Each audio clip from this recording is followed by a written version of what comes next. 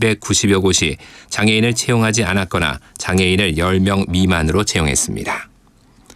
오늘은 전국이 대체로 흐린 가운데 남부지방에는 강한 비가 이어지겠습니다. 기상청은 정체전선이 점차 남쪽으로 내려가고 있어 중부지방의 비는 점차 그치겠다고 밝혔습니다. 서울지방의 현재 기온은 28.5도입니다. KBS 제1라디오 5시 뉴스를 마칩니다. 지금까지 진행의 아나운서 정웅이었습니다. KBS 대한민국 중심 채널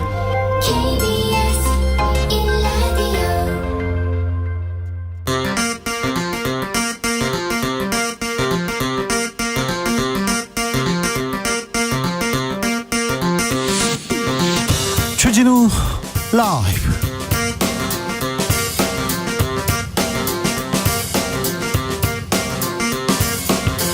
(2023년 5월 29일) 월요일입니다. 안녕하십니까, 주진우입니다. 전당대회 돈봉투 의혹, 김남국원 코인 논란, 이재명 리더십, 개딸 논란까지 민주당은 늪에서 빠져나오지 못하고 있습니다. 민주당 살리기 해법, 노무현 청와대 홍보수석을 지낸 조기숙 교수에게 물어보겠습니다.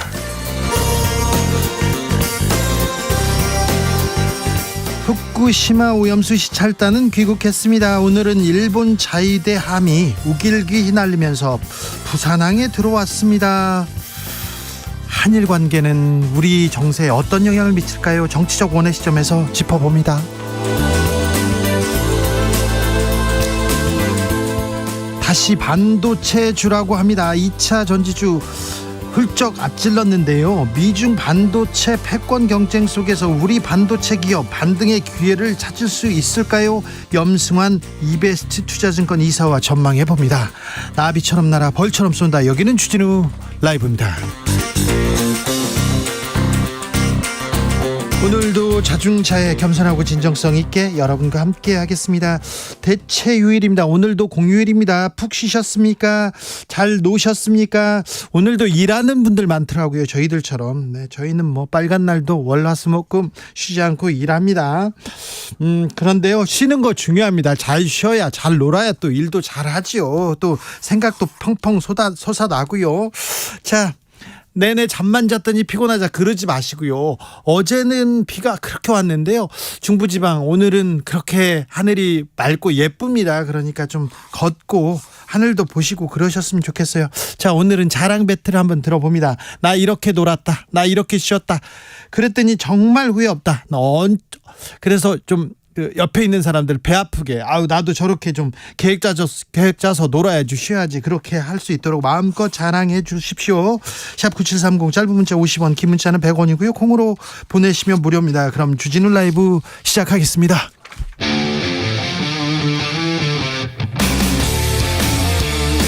탐사보도 외길 인생 20년.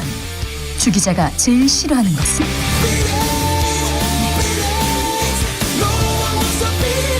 이 세상에서 비리와 부리가 사라지는 그날까지, 오늘도 흔들림 없이 주진우 라이브와 함께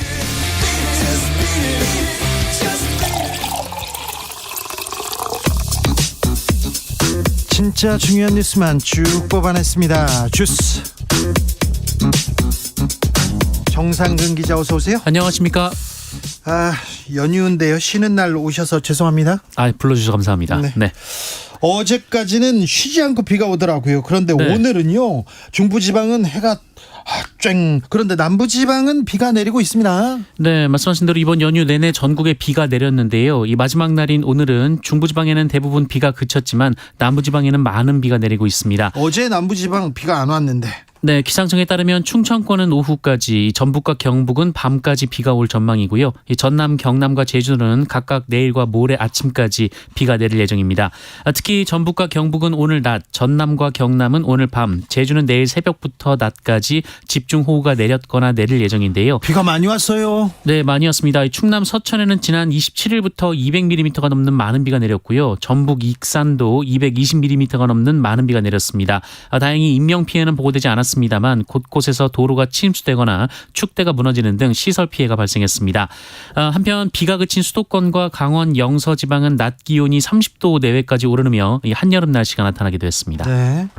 어제까지는 비 오고 오늘은 또 햇볕이 쨍입니다. 30도까지 오르고 덥다고 합니다. 건강관리 조심하셔야 됩니다. 괌에 초강력 태풍이 몰아쳤습니다. 우리 국민들 발이 묶였는데요. 귀국 시작됐습니다. 네, 슈퍼태풍이라 불리는 마으르가 괌을 강타하면서 피해가 막심한데요. 이 마을은 태풍이 지나가면서 그야말로 쑥대밭이 됐고 미 항공우주국 나사 기지도 심각한 피해를 입을 정도였습니다. 이로 인해 한국인 관광객 3천여 명도 발이 묶여버렸는데요. 이 숙소를 구하지 못해서 노숙을 한 분들도 있었다고 하고요. 숙소에 있었어도 이 전기와 물이 끊기고 생필품까지 동나면서 고통의 시간이 이어졌습니다. 네. 그래도 일단 태풍이 지나간 상황이기 때문에 외교부는 국적기 11편이 현지로 출발했다고 밝혔습니다. 약 2,500명 수송이 가능한 상황인데요. 이 국적기들은 오늘 내일에 걸쳐 괌에 도착할 예정이며 가장 빨리 인천공항으로 돌아올 항공편은 오늘 오후 8시 40분쯤 인천공항에 도착하는 진에어 항공편이 될 것으로 예상됩니다. 예. 외교부는 국민들의 출국 수속을 지원하고 응급환자 대응 등의 업무를 한 뒤 철수할 예정이라고 밝혔습니다. 별 피해 없이 무사히 잘 돌아오셨으면 합니다. 북한이 인공위성을 쏘겠다고 통보했습니다. 네, 일본 정부는 오늘 북한 당국으로부터 오는 31일 0시부터 다음 달 11일 0시 사이에 인공위성을 발사하겠다는 통보를 받았다라고 밝혔습니다. 북한은 일본 측에 이 기간에 인공위성 발사에 따른 해상 위험 구역을 설정하겠다라고 전했다 합니다. 북한이 인공위성을 발사한다면 지난 2016년 발사한 광명성 이후 약 7년 만에 발사가 되는데요.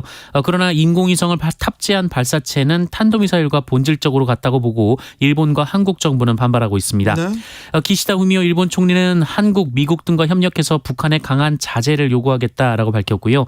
오키나와의 패트리엇 부대와 이지스함을 전개하고 있다면서 일본 영역에 낙하할 경우에 대비해 파괴 조치 명령을 내렸다고 일본 정부는 밝혔습니다. 우리 정부도 입장을 내놨습니다. 네, 정부는 북한의 위성 발사 계획에 대해 끝내 발사를 강행한다면 응분의 대가와 고통을 감수해야 할 것이라고 경고했습니다. 정부는 북한의 위성 발사는 탄도미사일 기술을 활용한 일체의 발사를 금지하는 유엔 안보리 결의에 대한 심각한 위반이라면서 긴밀한 한미일 공조를 바탕으로 단호히 대응해 나갈 것이라고 밝혔습니다. 네. 한편 대통령실 국가안보실은 오늘 북한의 인공위성 발사 통보와 관련해서 조태용 안보실장 주재로 긴급 국가안전보장회의 상임위원회를 개최했습니다. 우리도 며칠 전에 인공위성을 이렇게 발사했습니다. 네. 그런데 북한은 그 유엔 안보리에 지금 제재를 받고 있어서 이렇게 얘기하는데 니네들은 쏘면서 왜 우리들은 이렇게 얘기할 수도 있는데 북한의 인공위성 발사 이게 7년 만이라고 하죠. 7년 만이라고 하는데 이건 어떤 의미인지 조만간 저희가 깊게 고민해보는 그런 시간 갖겠습니다. 우리는 쏴도 되는데 북한은 왜 안 되는지도 좀 자세히 물어보겠습니다. 일본 해상자위대 호위함이 우길기를 휘날리면서 부산항에 들어왔어요. 네, 일본 해상자위대 호위함 하마기리함이 우기기린 자위함기를 개항한 채 오늘 오전 9시 30분쯤 부산 해군 작전기지에 입항했습니다. 이거 제국주의의 상징이고 일본 침략 정쟁의 상징입니다. 지난 정권 때는 우길기는 안 돼. 그래서 군함이 우길기 달고 못 들어왔거든요. 그런데 들어왔습니다. 네, 관련해서 국방부는 일본 함정이 자위함기를 개항한 채로 방한하는 것은 국제적 관례라고 밝힌 바 있습니다. 국방부에서요. 그리고 네. 우길기가 좀 옛날에 제국주의 침략 전쟁 때 그 우길기하고 지금 자위함기가 좀 다르다. 그 자세히 보면 끝이 좀 다르다 이렇게 얘기하는데 그거는 조금 설명이 맞지 않는 것 같고요. 왜 국방부가 지금 일본 얘기를 그렇게 자세히 설명해야 되는지 그 부분은 좀 이해가 안 갑니다. 후쿠시마 원전 내부에 손상이 심각하다 이런 보도가 나왔습니다.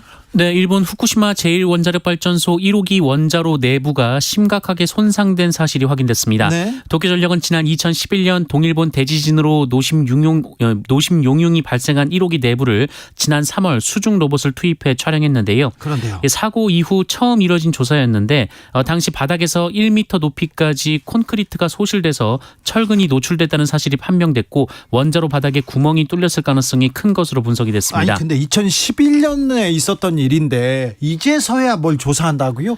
아니 오염수 방출하기로 해놓고 이제서야 결과를 발표하고 뭐 이제서야 조사를 한다고 처음 조사했다고 이게 뭡니까? 네, 일본 언론 산케이 신문은 도쿄전력은 원통의 절반 정도만 조사했으나 전체적으로 손상 상태가 비슷할 것이라면서 해결료 잔해 물질이 토대 바닥에 쌓여 있는데 만약 대형 지진이 발생하면 토대가 침몰해서 안에 갇힌 방사성 물질이 밖으로 흩어질 가능성이 있다라고 보도했습니다. 원통의 또 절반 정도만 조사했다고요? 그래가지고 근데 제대로 조사도 안 했네요. 도쿄전력 뭐라고요? 뭐라고 합니까? 네, 도쿄전력은 산케이 신문 측의 가능성이 매우 작은 것이라고 밝혔습니다.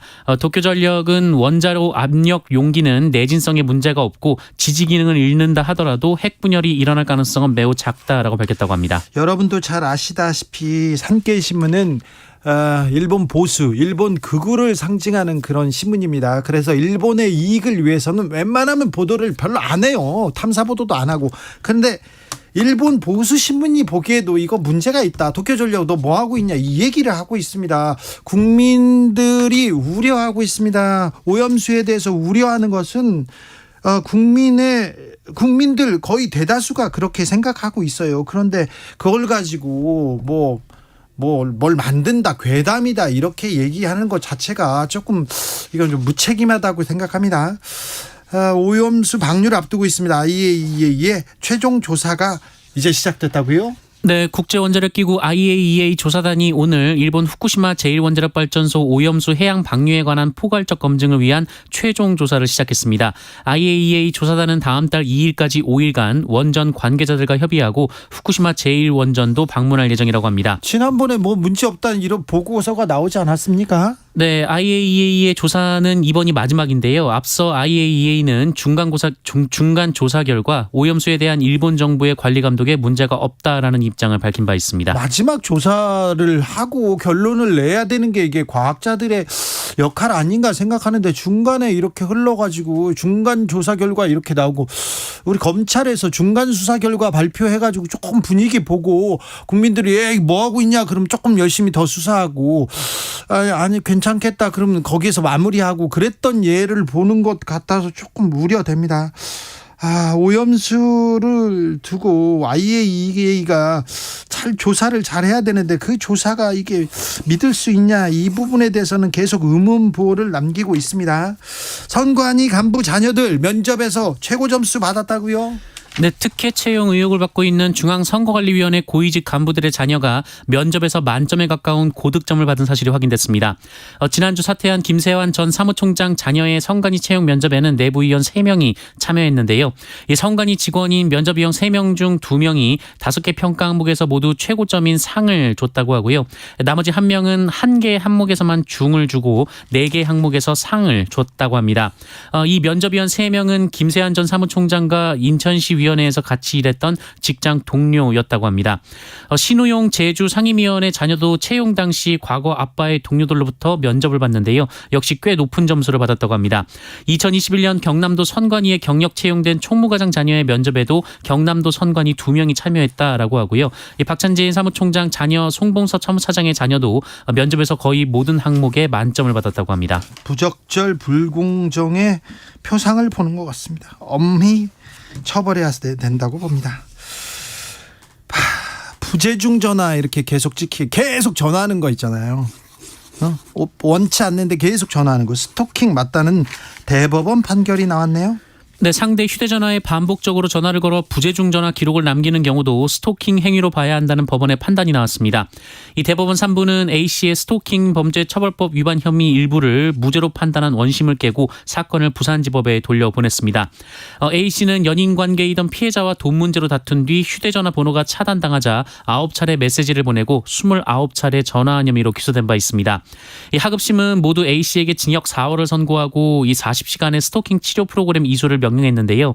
다만 피해자의 이 휴대전화에 남은 이 부재중 전화 기록을 이 형사처벌 대상인 스토킹 행위로 볼 수 있는지를 두고는 유무죄 판단이 갈렸습니다. 첫 번째 1심에서는 유죄, 2심에서는 무죄 이렇게 나왔어요. 스토킹으로 처벌할 수 없다고요? 네, 부재중 전화 기록을 남긴 행위는 스토킹으로 처벌할 수 없다라고 2심은 봤는데요. 하지만 대법원은 스토킹 처벌법상 스토킹 행위는 정보통신망 등을 이용해 말, 음향, 글 등을 도달하게 하면 족하다라고 판단했습니다. 전화 받기 싫어하는 사람한테 전화 계속하면 안 된다 이거네요. 네, 조심해야겠다. 네. 저도 조심해야 되겠다. 저는 취재할 때요 전화 받을 때까지 계속 전화하고 있다가 막 그래서 좀 그랬는데 그것도 스토킹으로 이렇게 신고할까봐 뜨끔합니다. 네, 자주 있는 일이긴 하죠 기자들 사이에서는. 네. 조심하겠습니다. 네. 파업도 하기 전에 파업을 자제하라는 공문을 고용노동부가 보냈습니다. 네, 고용노동부가 오는 31일 총파업을 준비 중인 민주노총 금속노조 소속 지부에 이 정당하지 않은 파업을 자제하라라는 행정지도 공문을 보냈다고 합니다. 네. 시작도 하지 않은 파업에 정부가 행정지도에 나선 것은 이례적으로 평가받고 있는데요. 매우 이례적입니다. 네, 중부지방 고용노동청 안양지청은 지난 26일 민주노총 금속노조 기아자동차 지부에 공문을 보내서 귀 노동조합이 예정하는 31일 파업은 목적 및 절차상 정당한 파업이 아니다라고 규정했고요. 적법하지 않은 파업을 감행할 경우 민형사상 책임을 질 수도 있다라고 밝혔습니다. 앞서 금속노조는 오는 31일 전체 조합원이 주야 4시간씩 참여하는 총파업에 돌입하기로 결정한 바 있는데요. 노동부는 이 파업을 언급한 것으로 보입니다. 이에 노조는 노조 적대 정책이라고 반발했는데요. 금속노조는 시작도 하지 않은 파업이 불법이라며 행정지도를 내리는 것은 윤석열 정부 노동부가 처음이라면서 시정명령 만능주의에 이은 행정지도 탄압이라고 주장했습니다. 정부와 노조 간의 대결, 이 적대적인 정책 대결, 이 부분 어떻게 봐야 될지 참 고민이 깊어집니다. 계속해서 정치적으로는 이득이 있다 이런 생각을 하는지는 몰라도 노조 때리기, 윤석열 정부의 노조에 대한 계속 비판, 그리고 이거 행정지도 계속됩니다. 네.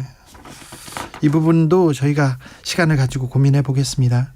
다음 달부터는요, 코로나에 확진된 학생 결석하더라도 출석 인정됩니다. 네, 다음 달 1일부터 코로나19에 확진된 학생은 5일 동안 등교 중지를 권고받고 결석한 기간을 출석으로 인정받게 됩니다. 교육부는 다음 달 1일부터 개정된 코로나19 학교 방역 지침이 학교에 적용된다라고 밝혔는데요. 개정 지침은 다음 달 1일부터 이 확진자의 일주일 격리 의무가 없어지는 데에 따른 것입니다. 예. 이에 따라 학생들 역시 일주일간의 격리 의무가 사라지고요. 대신 5일간의 격리와 등교 중지를 권고받게 되는 것입니다. 다만 시험이 있을 경우 확진 학생은 마스크를 상시 착용하고 다른 학생, 교직원과의 접촉을 최소화해서 등교를 할 수가 있고요. 이 학교는 분리고사실을 마련해서 확진 학생이 시험을 볼 수 있도록 지원해야 합니다. 또한 코로나19 이후 도입된 자가진단 앱 사용은 다음 달 1일부터 중단이 됩니다. 그렇군요. 코로나 시대와 이렇게 결별하기 시작한 것 같습니다. 코로나가 사라진 건 아닙니다. 그냥 코로나가 있어도 코로나 걸렸구나. 저 친구는 코로나 걸려가지고 몸이 안 좋아 이렇게 생각하면서 우리가 이렇게 살아가는 시대가 됐습니다. 니우에라는 나라 들어보셨어요? 니우에 태평양의 작은 섬나라인데요. 우리나라와 수교를 맺었습니다. 네, 태평양 도서국 중 하나인 니우에가 우리나라와 외교 관계를 수립했습니다. 인구 1,600여 명의 니우에는 UN 정식 회원국은 아니지만 유네스코 또 세계보건기구 회원국에 속해 있습니다. 인구가 1,600여 명입니다. 네, 지금 우리나라와 태평양 도서국 간의 정상회의가 열리고 있는데요. 니우에는 태평양 도서 포럼 소속 주권 국가 중 우리와 정식 외교 관계를 맺지 않은 유일한 나라로 이번 정상회의를 계기로 수교를 맺었습니다. 예. 니우에는 서울의 3분의 1 정도의 면적을 가지고 있고요. 흑동고래가 튀어오르는 장면을 셀카로 담을 수도 있는 나라라고 합니다. 네. 또한 지난 2020년 이 세계 최초의 밤하늘 보호국가로 지정된 쏟아지는 별빛을 감상할 수 있는 나라로 알려져 있습니다. 우와, 멋있어요. 밤하늘 보호 국가랍니다. 참 세계 최초로 멋있습니다. 네, 이로써 니우에는 한국의 192번째 수교국이 됐는데요. 우리와 수교를 맺지 않은 나라는 이제 코소보, 시리아, 쿠바 등 3곳만 남았습니다. 코소보, 시리아, 쿠바와는 우리가 국교를 맺지 않았군요. 혹등고래를 그냥 지나가다 볼 수 있다. 셀카로 담을 수 있다. 그리고 밤하늘의 보호국가다. 쏟아지는 별빛을 감상할 수 있다. 니우에 생각만 해도 가고 싶네요. 주스 정상근 기자 함께했습니다. 감사합니다. 고맙습니다. 어떻게 쉬어야 잘 쉬었다고 소문날까요? 한번 들어볼까요? 자, 한번 자랑해볼까요? 자랑 배틀 한번 들어보겠습니다. 9669님께서 연휴라 출근 안 해서 너무 좋아요. 주진우 라이브 실시간으로 들어서 너무 좋고요. 비가 시원하게 내려서 너무 좋고요. 남편이 출장 가서 너무 좋은 월요일 저녁입니다. 네. 남편이 출장 가면 좋으시겠어요? 네. 자랑할 만합니다. 서태웅님, 감기 몸살 걸려서요. 오늘 병원 다녔습니다. 독감이 유행이라 다들 조심하세요 얘기하는데 독감이 유행이랍니다. 저 아는 분들도 지금 독감 때문에 매우 고생하고 있습니다. 원숙재님께서 저는 오늘 사이클 75km 타고 막 들어왔습니다. 자전거 타기 딱 좋은 날입니다. 자전거 타기 딱 좋은 날인데요. 75km요. 우와, 그럼 어디까지 다녀오신 거죠? 저도 따릉이 이제 타고 있는데, 타고 싶은데, 타야 되는데, 그게 쉽지 않은데, 와, 75km. 5622님, 대구에는요, 하루 종일 비가 옵니다. 저는 어제도 오늘도 열일하고요. 노는 건 나중에 놀고 열심히 돈 벌어야죠. 얘기합니다. 일하시는 분들 많아요. 1720님 신나고 재밌게 놀고 싶어요. 저도 자랑 문자 보내고 싶은데 일하고 있습니다. 휴일 일하시는 주라팀도 화이팅입니다. 1720님도 화이팅 하십시오. 김선우님 선풍기 틀어놓고요. 가장 편안한 자세로 주진우 라이브 집중하고 있습니다. 이게 휴식이라고 생각합니다. 조금 휴식 같은 이런 뉴스, 휴식 같은 소식 전해드려야 되는데 더 노력하겠습니다. 교통정보센터 다녀오겠습니다. 유하영 씨. 네, 이 시각 교통정보입니다. 연휴 마지막 날인 오늘 고속도로는 귀경 정체가 길게 이어지고 있습니다. 경부고속도로 서울 방향 충청권에서 가장 어려운데요. 옥산에서 목천까지 한 번에 20km 정체고요. 이 구간 지나는 데만 30분 정도 걸리겠습니다. 서해안고속도로 서울 쪽으로 당진에서 서해대교까지 막히면서 경기권 진입하기가 어렵고요. 이후로 매송휴게소와 광명역부터 6km씩 속도 떨어집니다. 논산 천안고속도로 천안 방향 정안휴게소에서 차량터널까지 막힙니다. 한편 강원도에서 서울로 향하는 길은 경기권 위주로 밀리고 있는데요. 영동고속도로 인천 방향 여주에서 호법분기점까지 막힙니다. KBS 교통정보센터였습니다.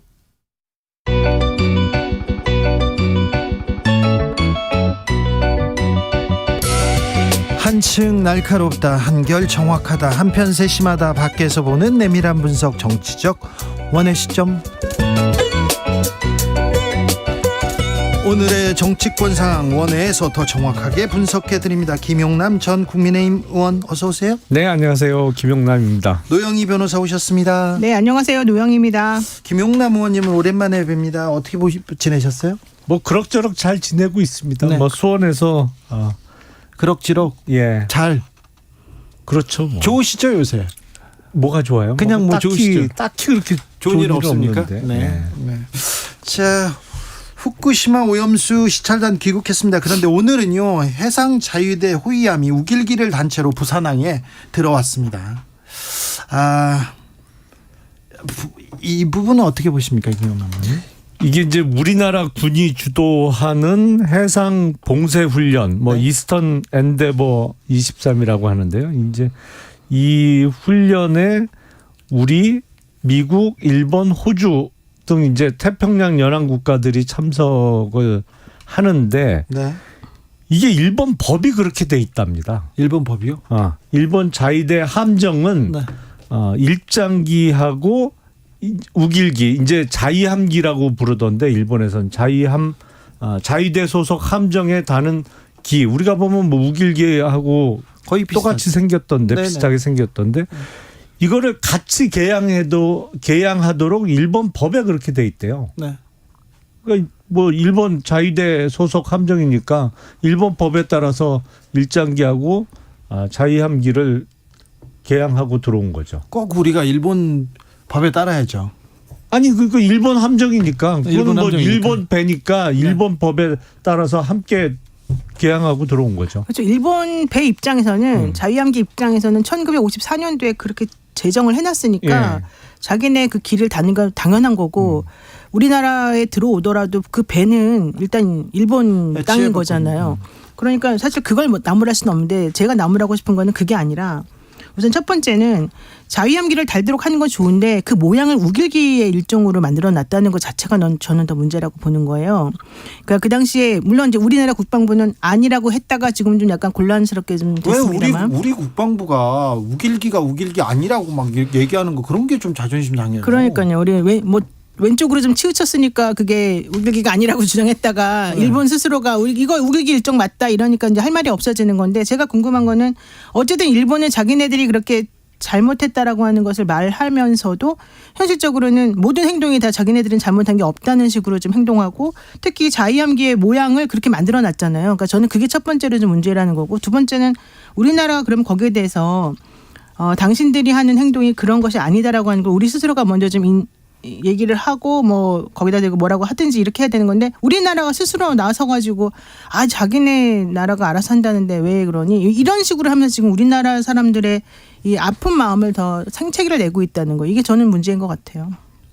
일본 자위대 함정 입장에서야 뭐 본국의 법도 그렇게 돼 있으니까 예. 당연히 개항을 할 거고요. 네. 다만 이제 이게 이제 우길기하고 거의 똑같이 생겼잖아요. 네. 자이함기라고 그쪽에서는 부르지만 그래서 특히 일본 제국주의 시대에 피해 국가에 입항을 할 때는 좀 예의를 갖춰주면 좋겠죠. 그렇죠. 네. 네, 맞아요. 뭐 세심한 배려가 부족한 것 같습니다. 네, 아무튼 네, 약간 상처 있는 나라한테는 그렇잖아요. 뭐 나치의 그 깃발 그리고 뭐 남북 전쟁 당시에 남북이 그 얘기를 하는데 남북이가 뭐 인종 차별과 그리고 차별과 혐오의 상징이고 지금 KKK의 상징이 된 그런 깃발이기 때문에 지금 남부 어느 주에서도 좀 쓰지 않고 있습니다. 그런 걸 생각해 볼 때 우길기를 단 군함이 부산항에 들어왔다 이 부분에 대해서는 좀 우리 정부의 자세에 대해서 조금 고민하는 사람들이 좀 있습니다.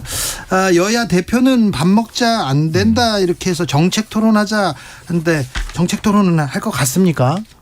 TV 토론 형태로 되지 않을까 싶어요. 네. 근데 이런 토론도 좀 자주 했으면 좋겠어요. 만났으면 좋겠어요. 아니 제가 보기엔 TV 토론을 자주 할 필요는 없어요. 그래요? 이게 아무 영향가가 없어요. 그냥 쉽게 말씀드리면. TV 토론하면요?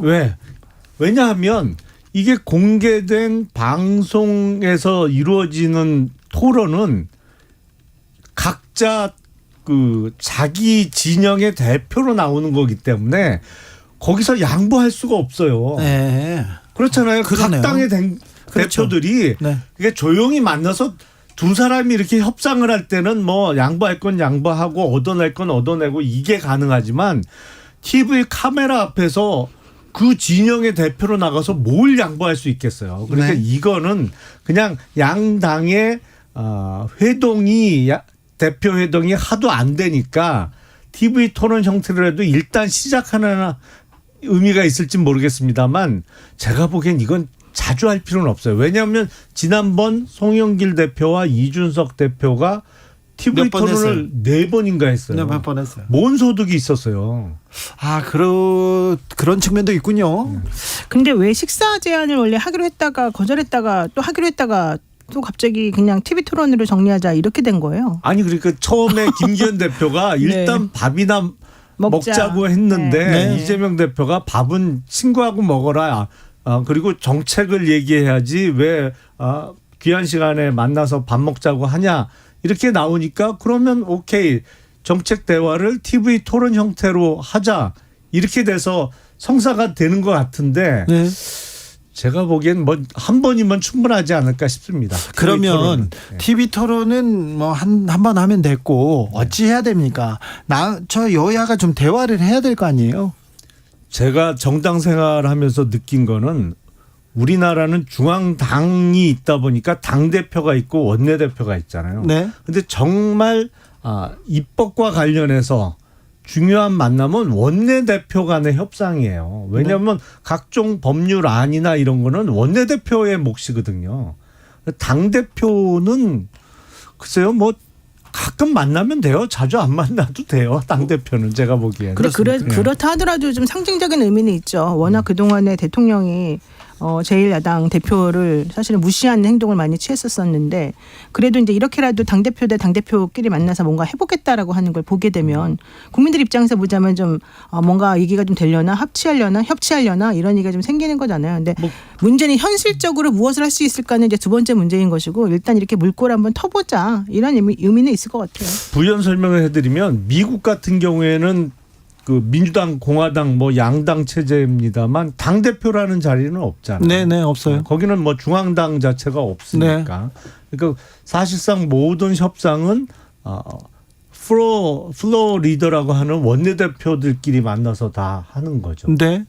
우리나라 국회도 입법과 관련한 주요 협상은 사실상 원내대표의 몫이에요. 그런데 대표의 권한이 워낙 세지 않습니까? 그건 공천 때. 공천 때문에 그렇잖아요. 그러니까 총선 앞두고. 아니 그러니까 공천을 뭐 양당 대표가 모여서 논의할 일은 아니잖아요. 각 당에서 알아서 하면 되는 거예요. 네. 근데 제가 봤을 때 좀 이따가 이게 또 깨질 가능성도 좀 있어 보입니다. 솔직히 말해가지고. TV 토론이요? 예, 왜냐면 지금 좀 분위기가 그래요. 분위기가 안 좋고 또 사실 어느 분이 좀 별로 썩 내키하지 않는다는 얘기도 들리고 그래서 네. 지금 실무회의가 구성되지도 않았다. 뭐 여당에서 얘기 아직 회신도 없다 이런 얘기를 하는 걸 보게 그럼 되면 다시 원점으로 원점으로 갈 수도 돌아가서 밥 있어요. 먹는 모임으로 다시 논의해야 되나요? 수도권에 있는 국민의힘 이렇게 의원을 노리는 사람 입장으로는 이렇게 여와 야가 그냥 기관차처럼 폭주하는 기관차처럼 그냥 서로 달리기만 해요. 거리를 두고 계속해서 대화를 안 합니다. 그럼 유리합니까? 글쎄 그건 어디로 튈지 모르죠. 어디로 지금 튈지 전국이 그렇잖아요. 네. 뭐 더불어민주당은 워낙 의석수를 많이 갖고 있으니까 법안을 밀어붙이면 뭐 양곡관리법도 그렇고 간호법도 그렇고 의석수로 밀어붙여서 통과시킬 수 있는 상황이고 그거에 대해서 정부 여당 쪽은 이제 대통령의 거부권을 네. 활용해서 계속 계속 무산시키고 대치하고 있는 대결하기만 상황인데 하잖아요. 이게 글쎄 어느 쪽으로 비난의 화살이 더 쏠릴지는 알 수 지금 없죠. 근데 국민의힘이나 정부 여당은 이렇게 차라리 대화 안 하고 정치 안 풀고 이렇게 가는 게 거부권 행사하면서 이렇게 대결하는 게 더 유리하니까 지금 계속 그렇게 드라이브하는 거 아니 아니에요? 그거 거꾸로 더불어민주당이 협상도 안 하고 계속 밀어붙여서 그냥 숫자로 계속 밀어붙이는 게 그 대통령의 거부권 행사를 유도하는 게 내년 총선에 유리하다라는 판단하에 이렇게 밀어붙인다고 볼 수도 있죠. 왜 여당하고 야당의 역할을 자꾸 반대로 말씀하세요? 현실적으로 여당이 이렇게 하면 야당이 숫자가 많든 적든 간에 야당이 협치를 이끌어내고 뭔가 좀 같이 얘기를 해보자라고 장을 마련해 주는 건 여당의 역할이잖아요. 근데 그런 거는 하나도 안 하면서 야당은 무조건 숫자 많으니까 니네가 만들어 하냐 이렇게 말하는 거는 말이 안 돼요. 지금 현실적으로 야당이 특별히 자기 만들어 하는 것도 한 개도 없어요. 지금 제일 큰 문제가 뭡니까? 뭐 노란봉투법이니 간호법이니 양국관리법이니 좀 있으면 집시법까지 난리를 치겠지만은 뭐 하나라도 예를 들면 야당이 뭔가 좀 통과시키려고 하면은 전부 다 대통령이 브레이크를 다 걸어주잖아요. 이런 상황에서 하나도 지금 해결되고 있는 게 없는데 야당한테 니네가 그냥 이거 상황을 지금 즐기고 있냐 이렇게 말한다는 건 좀 타당하지 않죠. 우선 대통령실에서 신임 박광원 원내대표와 만나자. 이제 여야 원내대표단 회동을 했는데 사실상 민주당에서 거부를 해서 무산된 상황이고 그리고 민주당에서 지금 밀어붙이고 있는 법안들은 하나같이 논란이 엄청나게 많이 생길 수밖에 없는 법안들이잖아요. 그게 뭐 양곡관리법은 그나마 논란이 적은 수준이었더라고요. 계속 밀어붙이는 거 보니까 지금 특히 노란봉투법은 이거는 글쎄요. 이거를 법안으로 그냥 통과시키기에 통과되도록 정부 여당이 놔줄 수는 없는 상황이거든요. 이건 무리한 법안 추진이에요. 논란이 누가 많은 게 봐도. 아니라 논란을 만들고 계시잖아요. 현실적으로 간호법 같은 경우는 간호사들도 그렇고 누구도 그렇고 전부 다 이렇게 거부권을 행사하실 거라고 생각을 못할 정도로 여야가 다 대선 전에는 오케이 했던 법안이잖아요. 게다가 양곡관리법은 우리 정말 힘들어 죽겠는 이 농민들을 위해서 이렇게 쌀값이 막 폭락하는 상황에서 좀 쌀 좀 사주자. 이게 뭐가 그렇게 나빠요. 그러니까 현실적으로 그렇게 문제가 될 만한 건이 아닌데도 불구하고 지금 문제를 만들고 있고 특히 집시법 같은 경우도 그래요. 이번에 민노총에서 1박 2일 동안 그 집회하는 게 마음에 안 들 수 있죠. 당연히 밤에 잠자면서 해야 되는 그 상황에서 좀 여러 가지 불편함을 야기할 수는 있지만 그렇다라고 해서 지금 예전에 집시법이 무슨 의미로 지금 그 당시에 이 헌법 불합치가 이루어졌었는데 이걸 가지고 또 이렇게 만들어요. 그러니까 현실적으로 게다가 박강원 원내대표한테 밥 먹자 그러면 당대표는 뭐가 됩니까? 당연히 민주당 입장에서는 그거를 거부할 수밖에 없는 거죠. 그러니까 전체적으로 봤을 때 사실은 대통령이 조금 마음을 좀 더 넓게 좀 품을 좀 크게 가지시고 이렇게 임했으면 하나도 문제가 안 될 것들인데 지금 다 이렇게 되는 거잖아요. 아니 모든 걸 대통령이 양보하고 풀어야 된다는 주장은 조금 지나친 것 같고 그 쌀값이 왜 떨어지고 있겠어요? 사실은 쌀이 수요에 비해서 지금도 공급이 넘치기 때문에 쌀값이 떨어지는 건데. 근데 왜 외국에서 사들이는 건 많아요. 이거를 네. 더 쌀 농사를 짓기만 하면 무조건 사줄 수 있도록 하면 공급이 계속 늘어나죠. 그러니까 이거는 시장 원리와도 맞지 않고 간호법 말씀을 하셨습니다만 사실은 그 의사협회나 간호조무사, 요양보호사 다 반대해요. 의료계에 종사하는 다른 직역에 있어서도. 그러면 이런 갈등을 조정을 해야지. 왜냐하면 거기서 문제 조항이라고 지적하는 부분이 있거든요. 다른 그 의료 단체 쪽에서 이런 거를 심으로 밀어붙일 일은 아니고 문재인 전 대통령 사저 앞에서 밤샘 시위할 때 이거 못하게 해달라고 한 것도 민주당이잖아요. 근데 민노총에서 1박 2일로 저 술 마시면서 하는 시위는 그냥 놔둬야 됩니까, 그러면? 그때 못하게 한 거는 그 앞에서 밤새워서 농성을 한다고 못하게 한 게 아니라 그 상황에서 불법적이고 위법적인 행동을 했기 때문에 문제가 됐던 거죠. 그리고 쌀은 뭐 남아도는 걸 사는 게 아니에요. 지금 쌀은 그런 문제가 되는데 왜 수입량은 또 점점 늘어나고 있습니까? 시장 논리를 여기다 갖다 대면서 정확하게 그러면 분석을 해가지고 뭐가 문제인지 여당하고 야당이 합의를 해가지고 정리를 해줘야죠. 아무것도 안 하고 무조건 보이콧을 하니까는 야당에서 이렇게 밀어붙일 수밖에 없는 거죠. 양곡관리법은 조금 그 네. 시간적으로 경과된 그 감은 있습니다만 네. 지금도 시장 격리 조치를 많이 합니다. 지금 쌀 이제 수매해서 시장 격리라고 표현하죠. 그냥 창고에다가 처박아 놓는 거예요. 네. 사실은 보관비가 더 들어요. 지금도. 이거 5년씩 묵혀놓는데. 네. 저는 농부의 아들이니까 여기에 대해서는 좀 할 말이 있는데 저는 저희 식량 주권 얘기를 떠나서 만약에 쌀 농사를 짓지 않으면 또 약이 될 수 있는 문제들이 또 있으니 이 부분은 또 다른 고민이 또 필요한데 여기까지만 하겠습니다. 이 논란에 대해서는 자, 김영남 의원님, 예. 네, 최근 민주당 돌아가는 거 어떻게 보십니까?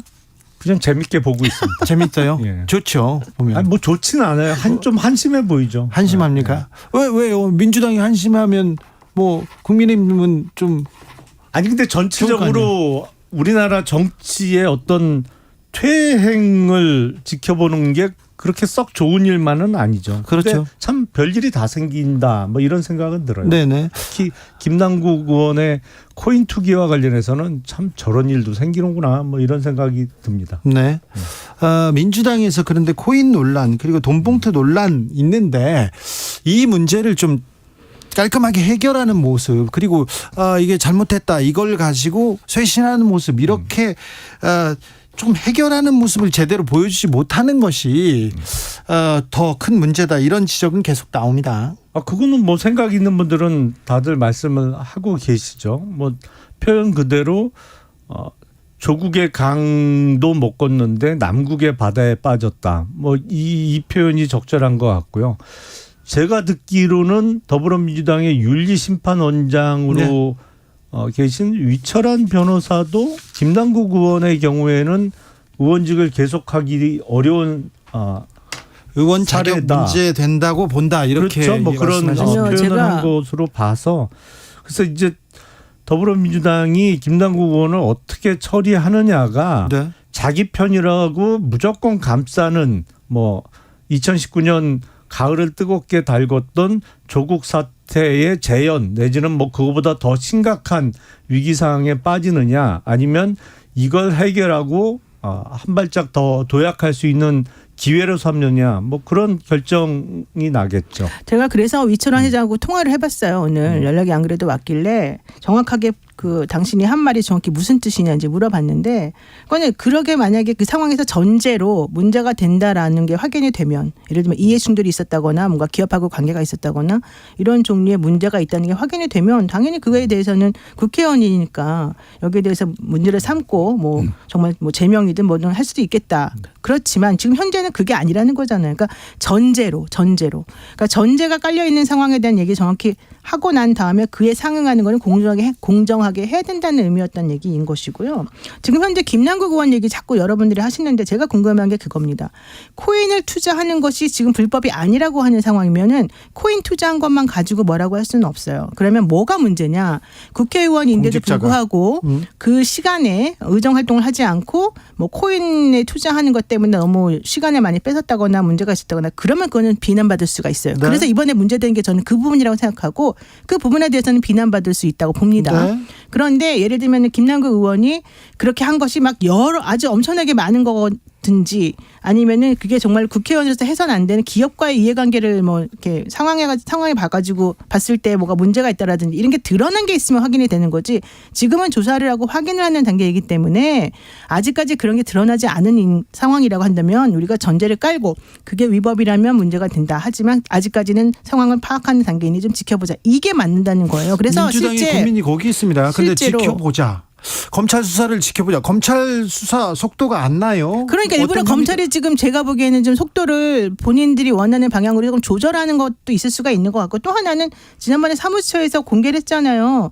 국회의원실에 누가 드나들었는지를 그 사람이 어느 국회의원들을 찾아갔었는지를 확인해봤더니 김남국 의원은 아예 없었다는 거잖아요. 위메이드라는 회사의 그러니까 사람들입니다. 그런 식으로 예를 들면 아직까지는 밝혀진 게 없다는 거예요. 저는 만약에 그게 김남국 의원이 그 회사하고 무슨 관계가 있다는 게 밝혀진다거나 정말로 문제가 있다는 게 확인이 되면 당연히 제명하고 이건 돼야 되지만 지금은 아직은 시기상조라는 거죠. 아니 그게 이제 관점의 차이예요. 왜냐하면 김남국 의원이 그 위메이드라는 회사와 깊게 관련이 있다. 아니면 위믹스 코인을 무상으로 아니면 상장 전에 아주 저렴한 가격으로 받은 게 드러나면 그건 이제 범죄의 문제고 사법적 그 단죄를 받아야 되는 범죄가 드러나는 수준이고 지금 드러나 있는 사실, 이미 밝혀진 사실. 그러니까 아주 다량의 코인을 보유하고 있으면서 이게 상임위 회의 시간에도 거래가 이루어졌고 뭐 인사청문회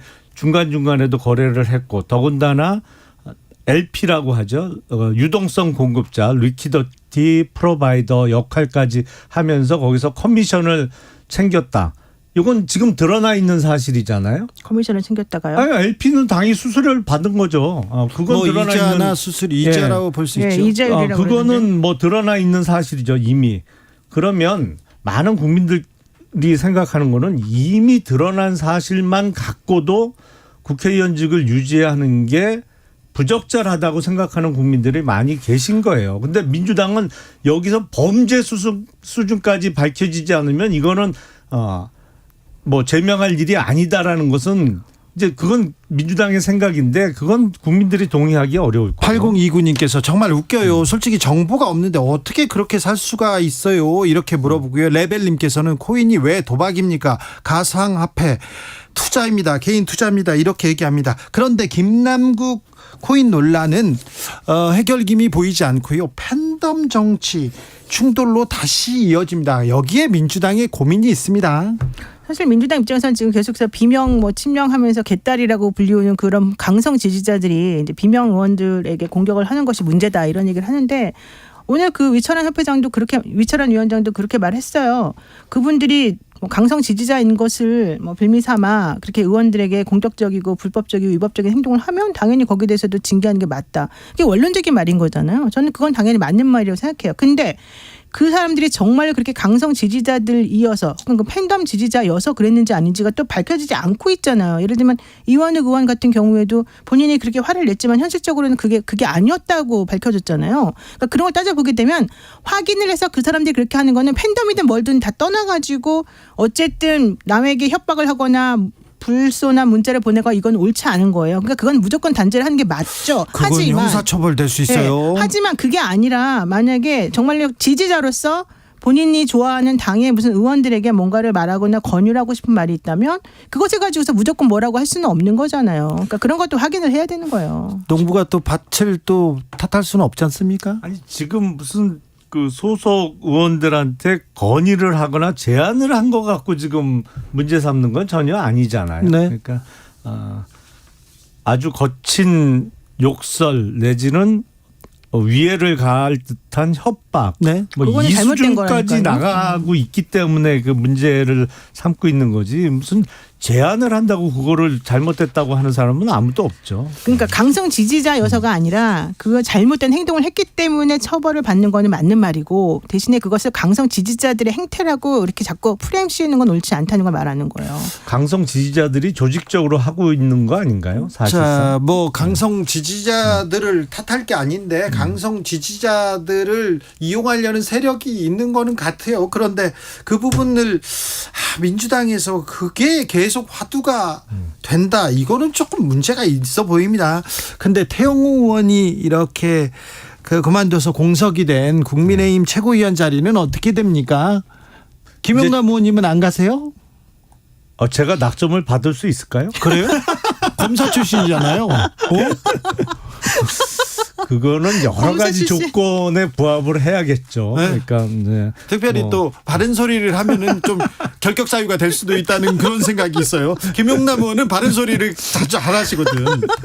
자, 윤 대통령 부부가 SBS TV 동물농장에 깜짝 출연했습니다. 이걸 가지고도 갑론을박 이어지는데 이거는 어떻게 보셨습니까? 출연할 수 있지 않나요? 그 방송국 입장에서도 네.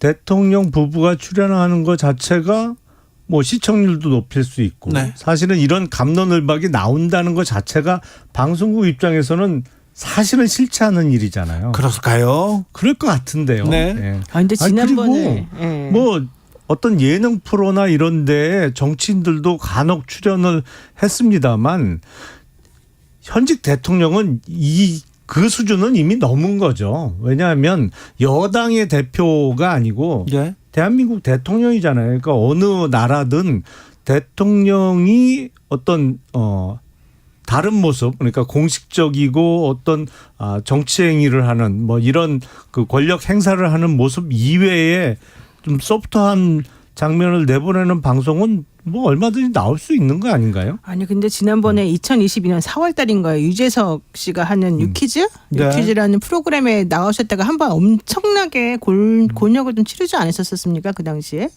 근데 왜 그 분란이 있고 분명히 문제가 발생할 수 있을 거라는 생각을 안 하셨던 건지 제가 좀 그게 궁금해요. 그때 MC 유재석을 물론 MC가 뭐 출연을 시켰는지 아니었는지 모르겠지만 당선인 시절에 그때 대통령이 출연을 했었잖아요. 예.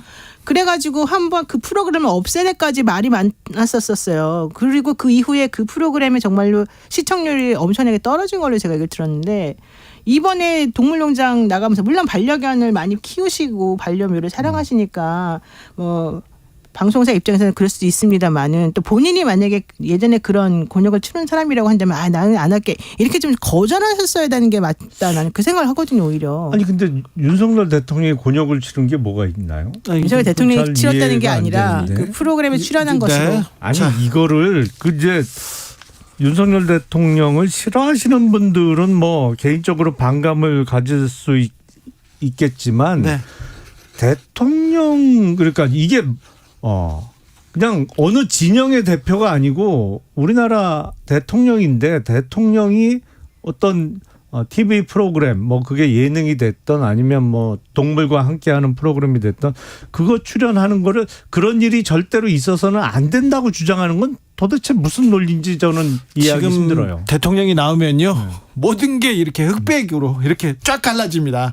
찬반으로 쫙 갈라지고요. 무슨 이거- 홍해인가요? 뭐 네. 이렇게 갈라지게. 이게 왜 그러는지 이 부분은 좀 안타까워요. 사실은 나왔네. 굳이 거기까지 나와 이런 얘기가 할 수는 있으나 그 비판이 이만큼 커지고 왜 안 되냐 그러면 싸워요. 술집에서도 뭐 가만히 있잖아요. 평온한 자리에 윤석열 대통령 얘기 딱 던지잖아요. 그럼 쫙 갈라져서 싸웁니다. 이거 어떻게 해야 될지 이 부분. 그건 이재명 대표 얘기 꺼내도 쫙 갈라집니다. 그러니까요. 이 부분은 어떻게 해야 되는지 이 양극화 참. 근데 때 아니게 또 조국 전 장관 얘기가 또 화제에 올랐습니다. 딸 때문에 떨어진 학생 없다. 조국 전 장관이 북 콘서트에서 이렇게 한마디 했는데 그 말이 좀 논란이 되고 있죠. 사실 그렇죠. 이제 판결문에 어쨌든 뭐 그렇게 그런 취지로 물론 쓰여졌고 물론 확정은 안 됐고 항소심 진행 중이라고 하니까 확인을 좀 해봐야 됩니다만은 아무래도 조국 전 장관이 조금 중앙 무대로 나와야지 되는 거 아닌가 차라리 이 상황이 된다면 이런 생각까지 좀 하게 됩니다. 이 얘기가 이게 논리적으로 성립할 수 있는 얘기인가요? 아니면 조민 씨가 정원 외 입학으로 들어갔던 건가요? 의전원을? 그건 아니고 누구 한 사람이 들어가면 다른 사람은 떨어진 거죠. 그게 아니라 그 당시에 그 뭐 표창장이든 뭐든 이런 것이 끼치는 그 부분이 그 영향 미친 부분이 그 당락과 관련된 부분이 아니었다. 이제 이거인 것 같아요. 아니 그러면 지금 조국 전 장관의 부인인 정경심 교수는 왜 청을 살고 있는 거예요? 이게 논리적으로 말이 안 돼요. 조국 전 장관의 말은.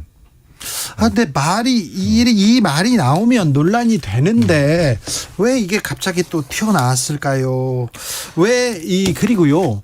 보수 진영에서 조국 전 장관을 자꾸 호명합니다. 그리고 보수 언론에서 조국 전 장관의 딸 조민 씨 얘기를 계속 기사화합니다. 기사화 하려고 하는 게 아니고 계속 활동을 하고 이제는 조민 씨 같은 경우에는 인플루언서로 아예 나선 거잖아요. 그리고 조국 전 장관도 계속 대외 활동을 하면서 발언을 하니까 보도가 되는 거고요. 이러다 내년 총선에 정말 출마하는 거 아니에요?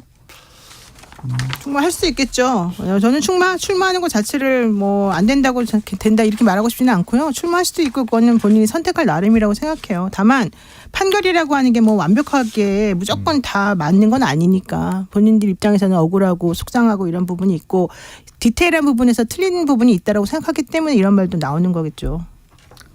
지금 진행 중인 재판도 있는데 그 재판이 2심 시작됐습니다. 조국 전 장관의 최종적으로 뭐 완전히 무죄로 뒤바뀌지 않는 한 그 판결이 확정이 되는 순간에 만에 하나 내년 총선에 출마해서 당선되더라도 국회의원직을 계속할 수 없는 상황이 될 수밖에 없는데 출마를 강행한다? 글쎄요. 저는 이게 상황상 이해하긴 대단히 어렵습니다. 근데 네. 민주당 지지층에서는 출마를 해야 된다 아니면 출마에 아무런 문제가 없다라고 말씀하시는 분들도 많이 계신가 봐요. 민주당에서는 뭐 조국 전 장관을 응원하는 목소리가 좀 높다고 봐야죠. 절대적이라고 봐야죠. 네. 뭐 우려하는 사람들도 많이 있고요. 저는 좀 이해하기는 힘들어요. 왜냐하면 지금 상황상 저는 개인적으로는 출마하는 게 맞다고 봐요. 저는 그래요? 개인적으로는. 예. 지금 진행 중인 재판은 어떡하고요? 아직 확정이 안 났으니까 한 얘기고 물론 이제 확정 판결 나면 당연히 안 되겠죠. 법적으로도 안 되는 거니까. 그러니까요. 네, 근데 이제 지금은 아직 확정 판결이 안 났으니까 하는 얘기이기도 하지만. 네, 여기까지 듣겠습니다. 김용남 의원님 그리고 노영희 변호사 감사합니다. 네, 고맙습니다. 고맙습니다.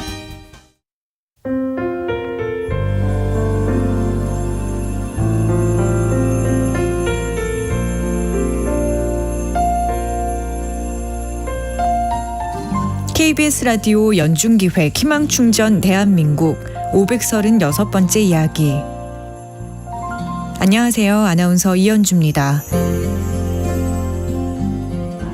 마스크를 벗기 시작한 요즘 수호는 다가올 날들이 두렵기만 합니다.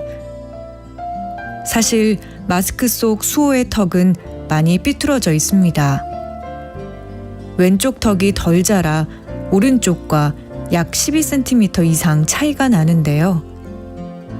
삐뚤어진 턱으로 인해 어금니는 수시로 깨지고 통증은 더 심해지고 있습니다. 요리를 전공하고 있는 수호는 내년이면 대학으로 진학하거나 취업을 해야 하지만 아픈 턱만 생각하면 자신감이 줄어듭니다. 환한 웃음을 가진 멋진 요리사가 되고 싶다는 수호. 수호가 꿈꾸는 삶에 한 발 더 다가갈 수 있도록 여러분이 격려와 응원을 보내주세요.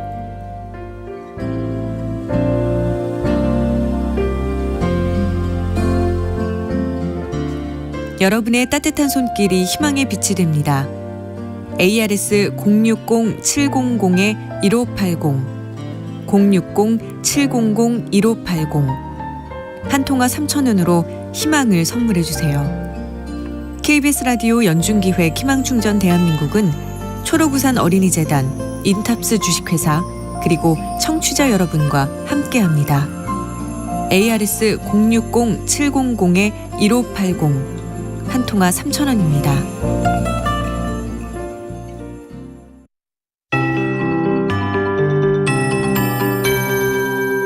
KBS 58분 날씨. 연휴 마지막 날 충청 이남에 강한 비가 집중됐습니다. 충남과 전북, 경남권에서는 역대 5월 중 하루 강수량이 가장 많았던 지역도 있는데요. 군산의 경우 오늘 하루만 143mm의 호우가 내렸습니다.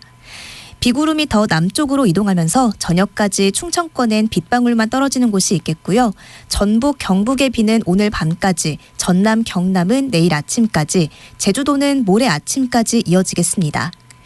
특히 오늘 밤 남해안에 내일 새벽부터 낮 사이엔 제주도의 빗줄기가 강해질 텐데요. 시간당 20mm 안팎의 장대비가 최대 80mm까지 쏟아질 수 있으니까요. 침수 피해가 없도록 조심하시기 바랍니다. 일상으로 돌아가는 내일은 출근길 교통안전에 유의하셔야겠습니다. 밤사이 경기 남부와 충청권, 전북, 경북 내륙에 가시거리 200m 미만의 짙은 안개가 끼는 곳이 있겠고요. 강원 동해안엔 바다 안개가 유입돼 시야가 답답한 곳이 있겠습니다. 내일 전국 내륙에 다시 여름더위가 찾아옵니다. 아침 기온은 서울이 오늘보다 1도 높은 20도, 한낮엔 서울과 전주 29도, 춘천, 대전 27도, 부산, 제주 23도 안팎으로 특히 서쪽 지역의 더위가 심하겠습니다. 지금 서울의 기온은 28.3도입니다. 박다효입니다.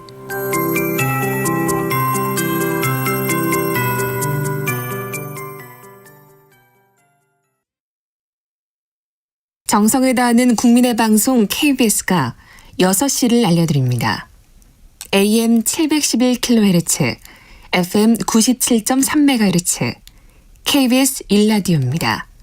HLKA.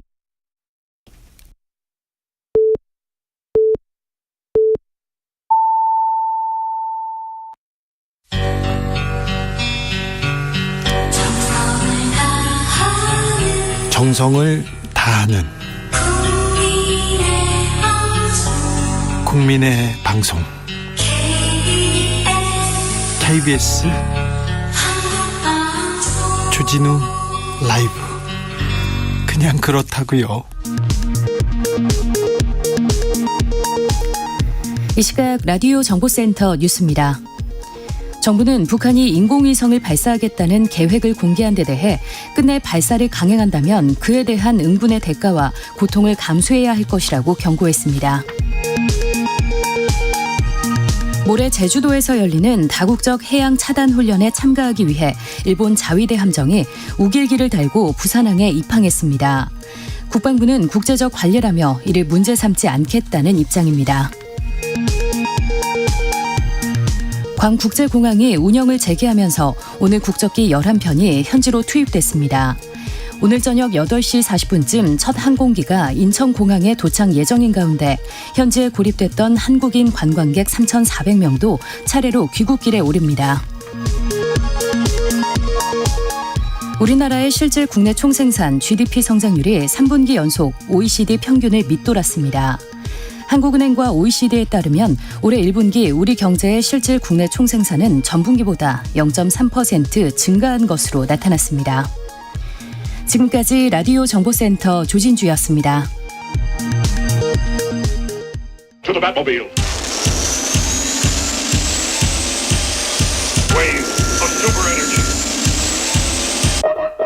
주기자의 1분. 며칠 전 대만의 마지막 위안부 할머니가 돌아가셨습니다. 92 할머니는 끝내 소원이었던 일본의 사과 받지 못한 채 숨을 거두었습니다. 대만 외교부는 일본군 위안부 문제를 인류 역사상 최악의 상처라면서 성명서를 냈습니다. 대만 정부는 일본 정부의 위안부 피해자 및 가족들에게 사과와 보상을 하라고 계속 요구할 것이다. 일본군으로부터 성적 학대를 당한 위안부 피해자는 대만에도 있었고요. 중국에도 있었고 인도네시아, 필리핀, 네덜란드에도 있었습니다. 모두 20만 명 넘는다고 학계에서는 추산하고 있는데요. 그중에 한국인 피해자가 가장 많습니다. 그런데 우리 정부 한마디 않고 있습니다. 며칠 전 광주에서 일제 강제징용 피해자 양금덕 할머니를 찾아뵈었습니다. 주진우 라이브에서 정부에서 찾아와서 뭐 해줬어요? 그랬더니 막걸리 한 대도 안 받아왔다 이렇게 하셨잖아요. 그래서 제가 막걸리 들고 찾아뵙겠다고 약속한 적이 있었죠. 그래서요 제가 막걸리 들고 갔습니다. 할머니 엄청 반가워하시더군요. 기다렸다면서. 양금덕 할머니는 올해 95. 할머니는 얼마 전에 크게 편찮으셔서 병원에 입원하셨다 퇴원하셨습니다. 근데 주변 사람들이 가슴을 쓸어 내렸다고 합니다. 할머니도 큰일 날 뻔했다고 하시더군요. 할머니는요, 우리 대통령이 왜 나 대신 용서해 주냐고 하십니다. 우리 정부는 왜 일본 편만 드냐고 하십니다. 죽기 전에 일본한테 사과를 받아야겠다 이렇게 하십니다. 살아 계실 때 할머니의 한을 풀어줘야 하는데, 오늘 일본 자위대의 배가 우길기를 휘날리면서 부산항에 들어왔습니다. 저는 할머니가 상처받으실까 봐요. 일제시대 때 상처받으신 분들이 낙담하실까, 그게 걱정이 됩니다. 포레스텔라 홀로 아리라. 오늘도 거센 바람 불어오겠지. 조그만 얼굴로 바람 맞으니 독도 야간 밤에 잘 잤느냐.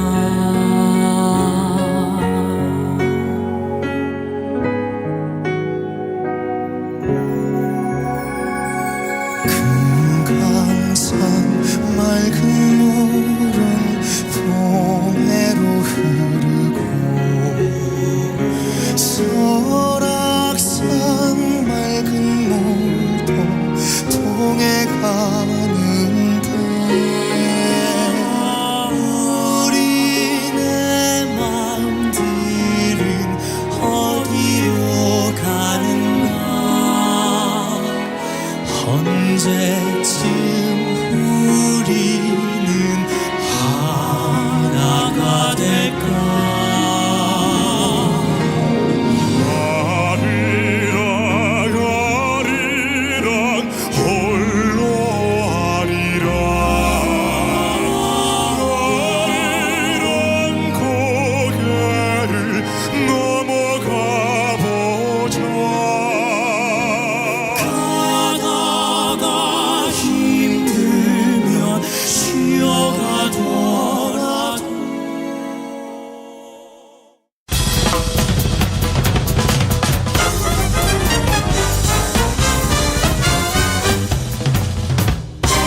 훅 인터뷰. 모두를 위한, 모두를 향한 모두의 궁금증 훅 인터뷰.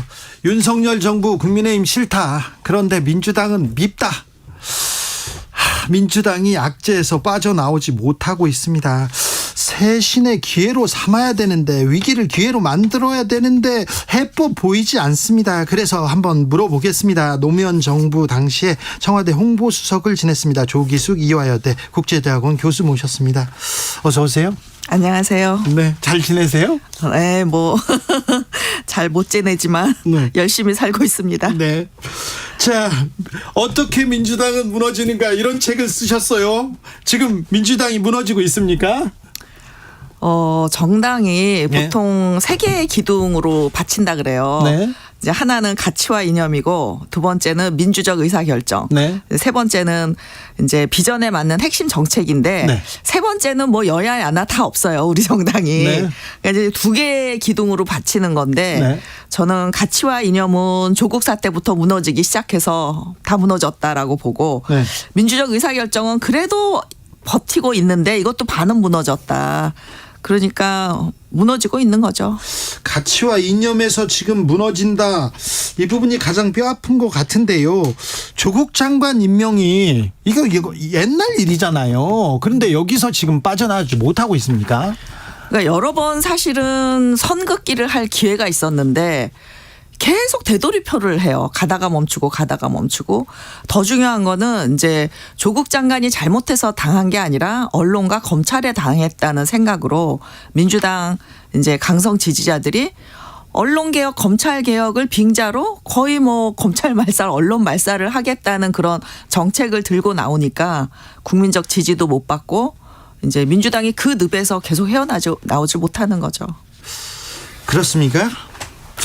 김남국 사태가 조국 사태만큼 심각하다, 이런 사람도 있는데요.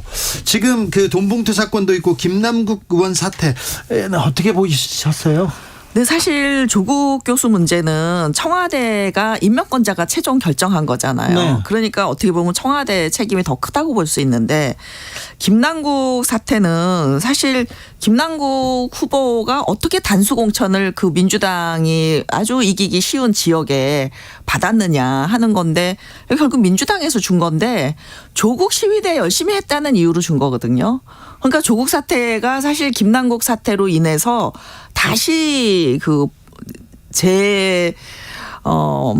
다시 돌아오는 거고 여기에는 민주당이 결정적으로 잘못이 있는 거거든요. 또 김남국 코인 사태를 해결하는 과정이 여론에 떠밀려서 미적미적 한 번에 탁 해결하지 못하고 미적미적 하면서 당의 부담을 더 키운 게 아니냐.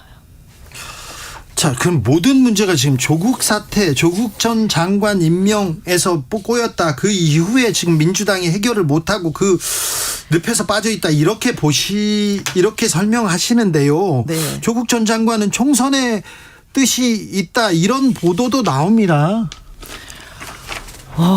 일단 뭐 1심에서라도 유죄 판결을 받은 분이 나온다 하더라도 또 직을 상실할 수 있게 되거든요. 네. 그러니까 국민에 대한 예의도 아니고 사실은 저는 조국 장관이 자기가 잘못한 것보다는 훨씬 많은 피해를 입었는데 예? 거기에는 본인이 자초한 것도 많다.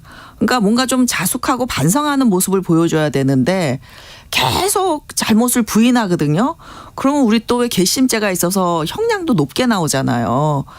그런데 이제 총선 군불 떼는 데에도 딱 선을 긋지 않으니까 결국 조국 장관이 출마한다 민주당.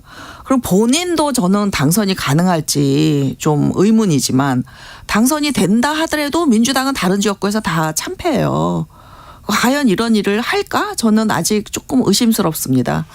얼마 전에 딸 때문에 떨어진 사람 없다. 이렇게 북콘서트에서 조국 전 장관은 얘기했습니다. 그리고 본인은 자숙의 시간을 가졌다. 이렇게 생각할 수도 있습니다.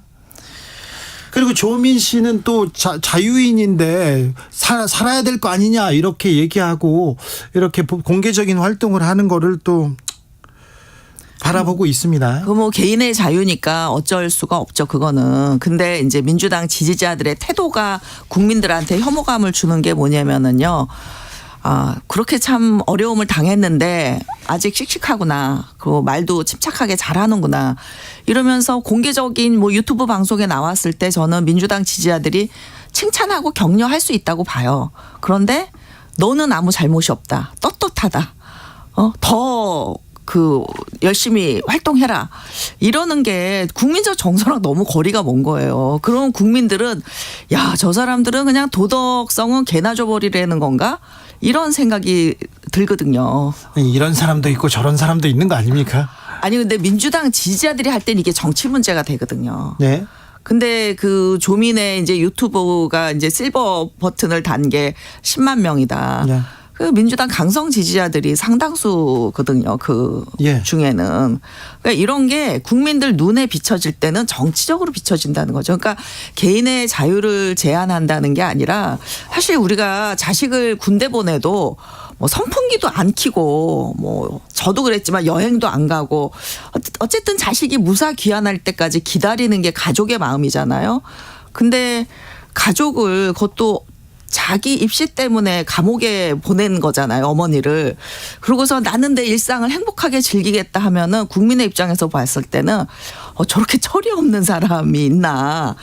이런 게 굉장히 그러니까 이게 참 정치 문제가 아닌데 정치화가 되고 기분이 나빠지는 거예요. 그런 아픔을 그래도 씩씩하게 극복해서 좋다 이렇게 얘기하는 지지자들도 있습니다. 그런데 이런 모습을 일부 언론에서 교묘하게 계속해서 좀 쓰고 있죠. 근데 이게 휘발성이 높은 주제이기 때문에 네. 언론은 안 쓸 수가 없고요.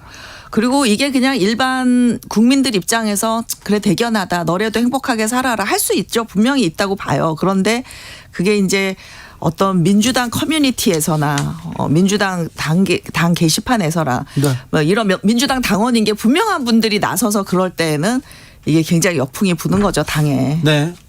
교수님은 노무현 정부의 청와대에서 홍보수석을 했고요. 그 전부터 이렇게 글을 쓰거나 사람들한테 이렇게 노무현을 알리기 이렇게 시작하신 분이시잖아요. 네. 그렇잖아요.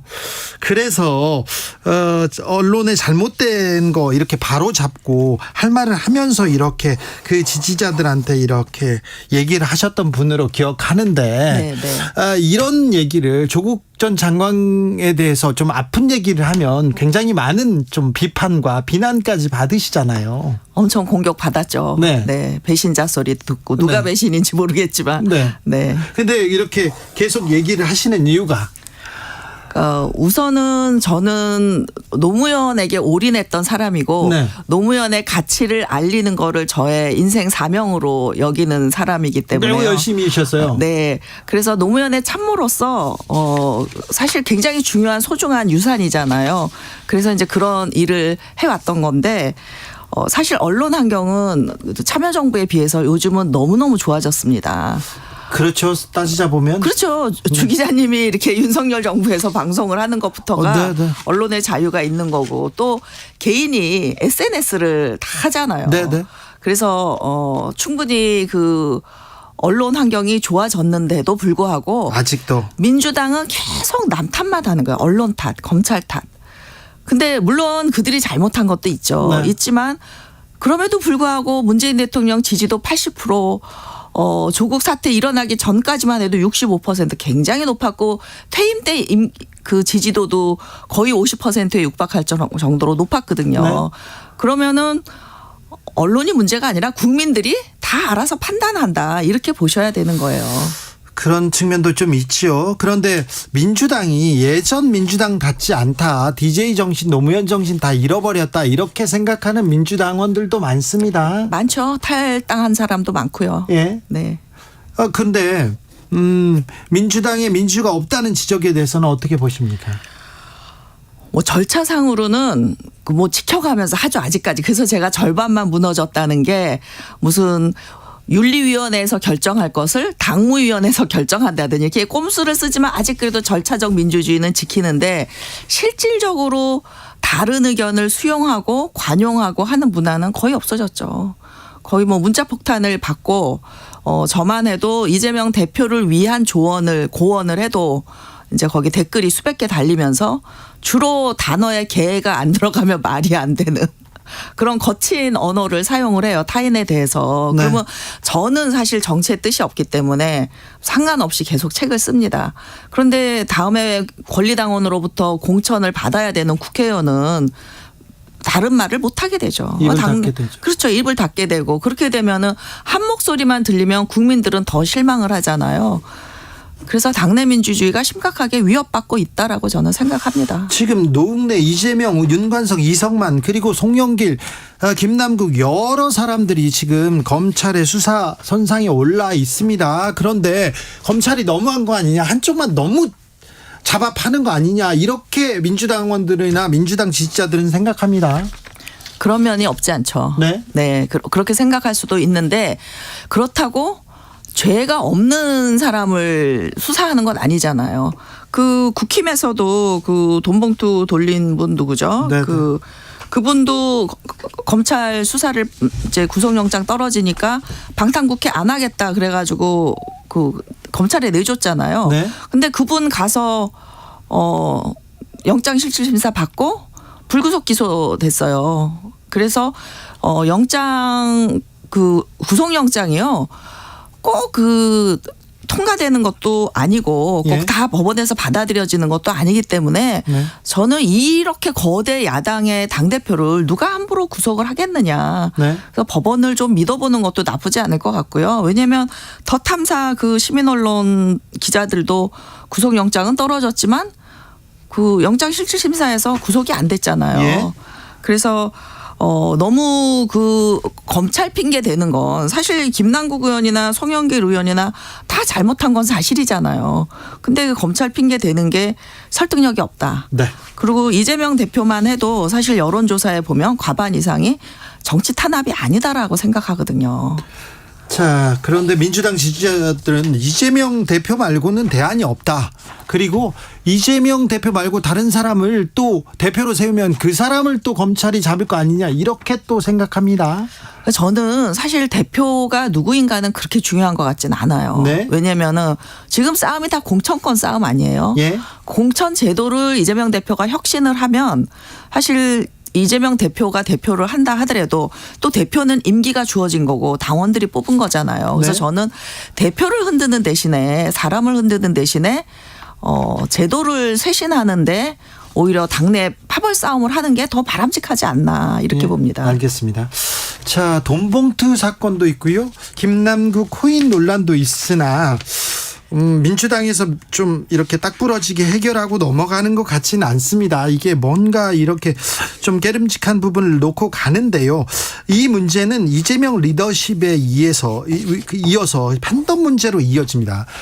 거의 대부분의 문제가 민주당에서 팬덤 그리고 비명이냐 친명이냐에 따라서 이렇게 나뉘는데 이 부분은 어떻게 봐야 됩니까? 당내 파벌이 있는 건 저는 자연스럽다고 보고요. 예? 이 파벌이 어떤 제도 개혁이나 이런 걸 중심으로 토론을 하고 서로 맞서고 하는 거는 민주정당에서 당연하다고 봐요. 근데 문제는 그런 개딸들의 사실 개딸이 아니라요. 개딸을 빙자한 네. 40, 50대 남성들이 준 것 같아요. 제가 볼 때는. 네. 그런 개딸을 빙자한 그 팬덤들의 그 공격 이런 거를 이재명 대표가 몇 번 자제를 했잖아요. 네네. 그런 식으로 계속 자제를 시키고요.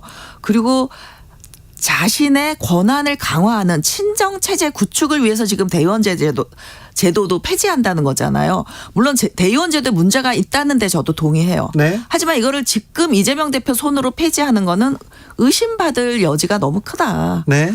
그래서 이게 결국은 개딸을 이용해서 자기 정치하려는 게 아니냐라는 의심을 받지 말고 네. 그럴 시간에 저는 상향식 공천을 제도화하면 사실 친명도 될 수 있고 반명도 될 수 있고 자기 실력에 의해서 국민들에게 실력을 인정받은 후보가 누구든지 당선될 수 있기 때문에 저는 민주당 개혁의 핵심은 공천제도 개혁에 있다. 네. 지금 이 개딸 권리당원 문제도요. 공천제도 때문이에요. 왜냐하면 권리당원에게 50%를 주면요. 실질적으로 100% 주는 거나 같은 효과를 가져오거든요. 그렇습니까? 네. 왜냐하면 50%를 권리당원이 한다. 그러면 일반 국민이 일단 관심이 없어요. 네. 우리보다 압도적인 그 표를 가지고 있는데 영향력을 가지고 있는데 우리가 왜 여기에 참여해야 하나 이런 생각이 들고요. 그리고 실제로 나머지 50%가 안심 번호를 한다고 해도 실제 당원들이 한 번 더 합니다. 네. 이게 이중 카운팅을 그 제도적으로 없앨 방법이 없어요. 네. 그래서 결국은 권리당원, 특히 이재명 대표의 팬덤들이 그 공천을 좌우하는 가운데에서는요. 네. 저는 분당은 필연적이다라고 봅니다. 민주당 분당이요? 분당은. 네. 왜냐하면 지금 반명들이 공천을 개딸 때문에 못 받는다. 그러면 민주당에 남아 있겠습니까? 총선 전에. 그런데 공천을 못 받아서 나간 사람들이 만든 정당이 그렇게 힘을 쓸 수 있을까요? 이번에는 좀 분위기가 다릅니다. 그래요? 제가 역대와 달리 요번처럼 신당에 대한 분위기가 무르익은 적이 없었다. 민주당 진영이에요? 민주당 진영만이 아니라 국힘까지. 네. 그래서 저는 민주당의 이탈 세력과 국힘의 이탈 세력이 합쳐서 신당을 만들면 대연정 신당을 만들면 저는 폭발할 거라고 봐요. 그래요? 이 얘기를 제가 플랜 B를 왜 먼저 얘기하냐면 국힘이나 민주당이나 3당이 늘 실패했지만 이번은 대연정 신당을 만들면 폭발한다. 열린우리당처럼 폭발할 거다. 저는 그렇게 봐요. 그래서 그 남 좋은 일 시키지 말고 그 안에서 이 사람들을 붙잡을 수 있게 개혁해라. 이 얘기를 하기 위해서 제가 신당의 성공 가능성을 먼저 얘기하는 겁니다. 알겠습니다. 자, 노사모에서 활동했죠. 네. 노사모 처음 생겼을 때 저도 정치부 이제 기자인데 아니 정치인 팬클럽이 생겨서 그 자기네들이 돈을 내고 가서 뭐 집회를 하고 응원을 하고 그다음에 글을 쓰고 이렇게 후원금을 모아주고 그런 일이 있어서 매우 놀랐습니다. 지금 그 노사모와 지금 개딸로 불려지는 이재명 팬덤과는 어떤 차이점이 있습니까? 우선 노사모는요. 순전히 자기들이 노무현을 발굴한 거예요. 주인의식이 노사모한테 있었고 그때 노무현 후보가 후보 당시 지지율이 떨어지고 그 하락했을 때 저 후보가 됐는데요. 민주당 내에서 막 흔들어서 후단협도 생기고 네, 그러면서 네. 저 후보를 바꿔치기 해야 된다. 그런 그 움직임이 있었죠. 그때 제가 그 TV 토론에 나와서 KBS TV 토론에 그렇죠. 나와서 뭐라 그랬냐면 후보 사퇴하십시오. 그리고 정몽준과 단일화하십시오 했어요. 네. 그래서 저는 이제 나는 노사모에게 죽었다라고 생각하고 노사모 홈페이지를 들어가 봤어요. 네.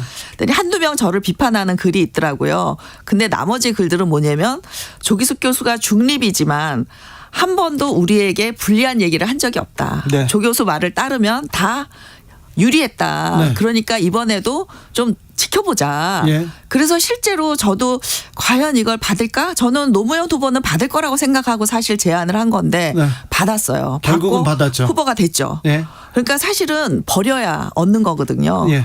그래서 저는 노 후보가 그렇게 할 줄 알았고 그렇게 해서 이제 그 후보가 됐고 승리까지 했잖아요. 네. 거기에는 1등 공신이 사실 노사모였고요. 그리고 그런 제안을 분리하면서도 받을 줄 아는 이제 노무현 후보 덕분에 그 정말 외국인들도요 2002년 대선에 대해서는 거의 드라마라고 얘기를 할 정도로 기억을 하는데 네. 이제 이재명 팬덤은 제가 이재명 대표에게 옳은 제안을 해도 네. 저는 진짜 옳은 제안만 늘 하지 불리한 제안은 안 해요. 알겠어요. 왜냐면 근데 제가 이렇게 욕을 먹는 걸 보면 대화가 안 된다. 대화가. 논리적 설득이 안 된다. 이재명 대표한테는 어떤 추천해주고 싶습니까? 어떤 걸 권하고 싶습니까? 그러니까 이제 그 과거에 제가 권했던 거는 영장 실질 심사를 본인이 먼저 가서 받아라. 네. 이런 거대 야당 대표를 그 구속시킬 강큰 판사는 별로 없다. 네. 그 왜냐면 가서 받으면 사실 구속이 되더라도 또 나올 수 있거든요. 현역 의원은. 네. 그래서 오히려 들어갔다 나오면은 국민들이 볼 때는 아 진짜 정치 탄압을 당했구나라고 볼 수 있어서 훨씬 이재명 대표에게 유리한 건데 네. 이제 그렇게 안 했잖아요. 근데 표결에서 거의 이탈표가 많이 나와가지고 이기고도 지는 네. 그런 상황이 벌어졌거든요. 네. 근데 이제 지금은 이제는 그거는 이제 물 건너 갔기 때문에 네. 지금은 그 예비 경선 제도를 지금 50% 이거 지난 총선에 그 이해찬 대표님이 뭐 20년간은 50년간은 정당 만들겠다고 만든 제도인데 저는 여기서 문제가 생겼다고 봐요. 네. 그러니까 2004년 총선 승리했던 거, 네. 2016년 총선에서 민주당이 1당 되는데 가장 중요했던 거는 상향식 공천이었고 100% 안심번호 공천이었다. 네. 그러면 그 승리 방식을 가지고 가면 저는 이 대표도 살고 민주당도 산다라고 봐요. 그렇습니까? 자, 노무현 정신을 이렇게 알리는데 매우 큰 공을 세우신 분이었고요. 그런 분이셨습니다. 그런데 개인적으로 묻겠는데 네. 노무현하고 가장 비슷한 정치인이 보입니까? 아직은 없는데 안 보여요? 예, 많은 분들이 이제 이재명 대표다라는 얘기를 하는데 겉으로 보면 예를 들면 이제 굉장히 그 노동도 했었고 고생했던 그런 인생 역정이라든지 또는 뭐 대중과 굉장히 쉬운 언어로 소통도 잘하고 카리스마도 있고 또 무엇보다 기득권에 도전한다는 점에서 닮은 점이 분명히 있어요. 네. 있는데 이제 우리가 학자들도 혁신가하고 파퓰리스트하고 헷갈리거든요. 네. 근데 노무현은 혁신가다. 그럼 혁신가의 특징은 뭐냐? 일단 지지자가 굉장히 이성적이고 비판적인 지지자이고 그다음에 제도 개혁을 통해서 뭔가 국가의 미래를 바꾸려고 해요. 네. 파퓰리스트는 일단 지지자가 지금 민주당 지지자 다수가 파퓰리스트 지지자예요. 트럼프 지지자랑 매우 비슷합니다. 행태가. 그래서 일단 지지자가 굉장히 무비판적이고 비이성적이다. 그다음에 그 이재명 대표가 하는 지금 제도 개혁은요. 국가의 미래를 위한 제도 개혁이 아니라 당내 개혁만 해요. 왜? 자신의 친권을 강화하기 위한 제도 개혁을 해요. 뭐 대표적인 게 대의원 폐지 같은 건데. 아니, 그러면 지금 노무현은 혁신가, 이재명은 파퓰리스트 이렇게 보는 겁니까? 파퓰리스트에 가깝죠. 완전히 파퓰리스트는 또 아니에요. 이재명 대표가. 트럼프처럼 파퓰리스트는 아닌데 네. 상당히 파퓰리스트적인 성향을 보이는 게 사실이다. 윤석열 대통령은 어떻습니까? 이분이 후보 때는 파퓰리스트 아니었어요. 외신에서는 이분을 파퓰리스트라고 지목을 했었는데 오히려 후보 때는 파퓰리스트가 아니었어요. 왜 아니었냐면 네. 민주당을 적대시하지도 않았고 파퓰리스트는 일단 흑백 논리가 강해요. 근데 민주당은 적대시하지 않았고 적대시한 거 아닌가요? 아니죠. 민주당에도 좋은 의원이 많다. 내가 그 의원들과 함께 정치를 잘 하겠다. 해서 그 구분을 했었고요. 민주당 의원을. 그다음에 김대중 노무현 정신을 계승하겠다. 저는 보수당 후보 중에 김대중 노무현 정신을 계승하겠다는 최초의 후보가 아닌가. 말만 그렇게 했잖아요. 그런 사람들도 그때 속은 거죠. 국민들이. 속았는데 이제 대통령이 되고 나셔서 파퓰리스트 언사가 자주 나오십니다. 왜? 그게 지지도 올리는 데 도움이 되거든요. 아, 예. 근데 그게 올해는 안 가요. 그럴까요? 네. 그 얘기는 또 다음 시간에 다음번에 모셔가지고 얘기 듣겠습니다. 조기숙 이화여대 교수였습니다. 감사합니다. 네, 감사합니다. 교수님께서 이재명 수사 관련해서 한 얘기가 있습니다. 연합뉴스와 연합뉴스 TV가 여론조사 업체 매트릭스 공동 의뢰해서 지난 6일에서 7일까지 이렇게 물어봤습니다. 이재명 대표 검찰 수사 관련해서요.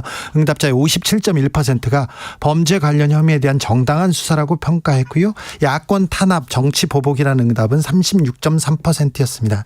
문재인 지지율 80% 넘었을 때도 있었다 이렇게 얘기했는데요. 한국갤럽 자체조사 2018년 5월 2일 3일 이렇게 봤더니 대통령 잘하고 있다가 83% 이르기도 했었습니다. 갤럽 자체조사 중에요. 조국 사태 나기 직전에는요. 2019년 7월 넷째 주 7월 23일에서 25일 조사 봤더니 대통령 직무수행 긍정평가 48%로 절반 가까이 이렇게 떨어졌네요. 자세한 사항은 중앙선거 여론조사심의위원회 홈페이지 참조하시면 됩니다. 정치 피로, 사건 사고로 인한 피로, 고달픈 일상에서 오는 피로. 오늘 시사하셨습니까? 경험해보세요. 들은 날과 안 들은 날의 차이. 여러분의 피로를 날려줄 저녁 한 끼 시사 추진우 라이브.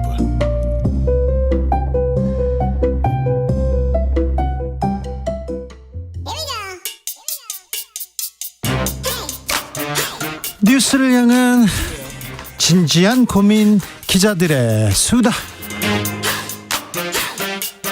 라이브 기자실을 찾은 오늘의 기자는 은지옥이요. 시사인 김은지입니다. 오늘 준비한 첫 번째 뉴스부터 가봅니다. 네, 국가인권위원회 상임위원이 논란의 중심에 섰습니다. 이충상 상임위원인가요? 네. 이분 계속 발언이 문제가 된대네요. 네, 지난달 13일에 이제 군 신병훈련소 인권 상황 개선 권고를 논하는 자리가 있었다라고 하는데요. 네.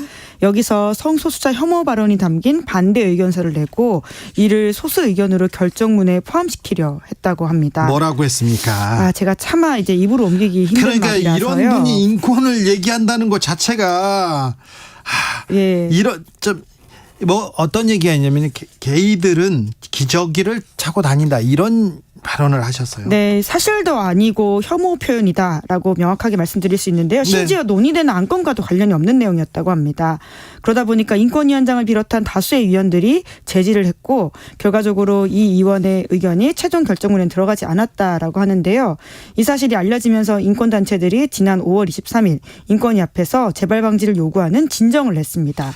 자, 이 상임위원 문제는 이번뿐만이 아니었습니다. 네, 그러니까 인권 침해를 감시하고 인권을 보호해야 될 역할을 해야 될 사람이 오히려 인권 침해 당사자가 됐다라는 비판을 받고 있는 건데요. 네. 지난 3월 23일에는 또 훈련병의 휴대전화 사용을 불허해야 한다라는 주장을 했는데요. 아이고. 네, 사실과 좀 다른 근거를 댔다라고 합니다. 네? 훈련소에서는 자살과 자해가 없기 때문에 이런 일을 할 필요 없다라는 식의 주장을 펼친 건데요. 아니 이분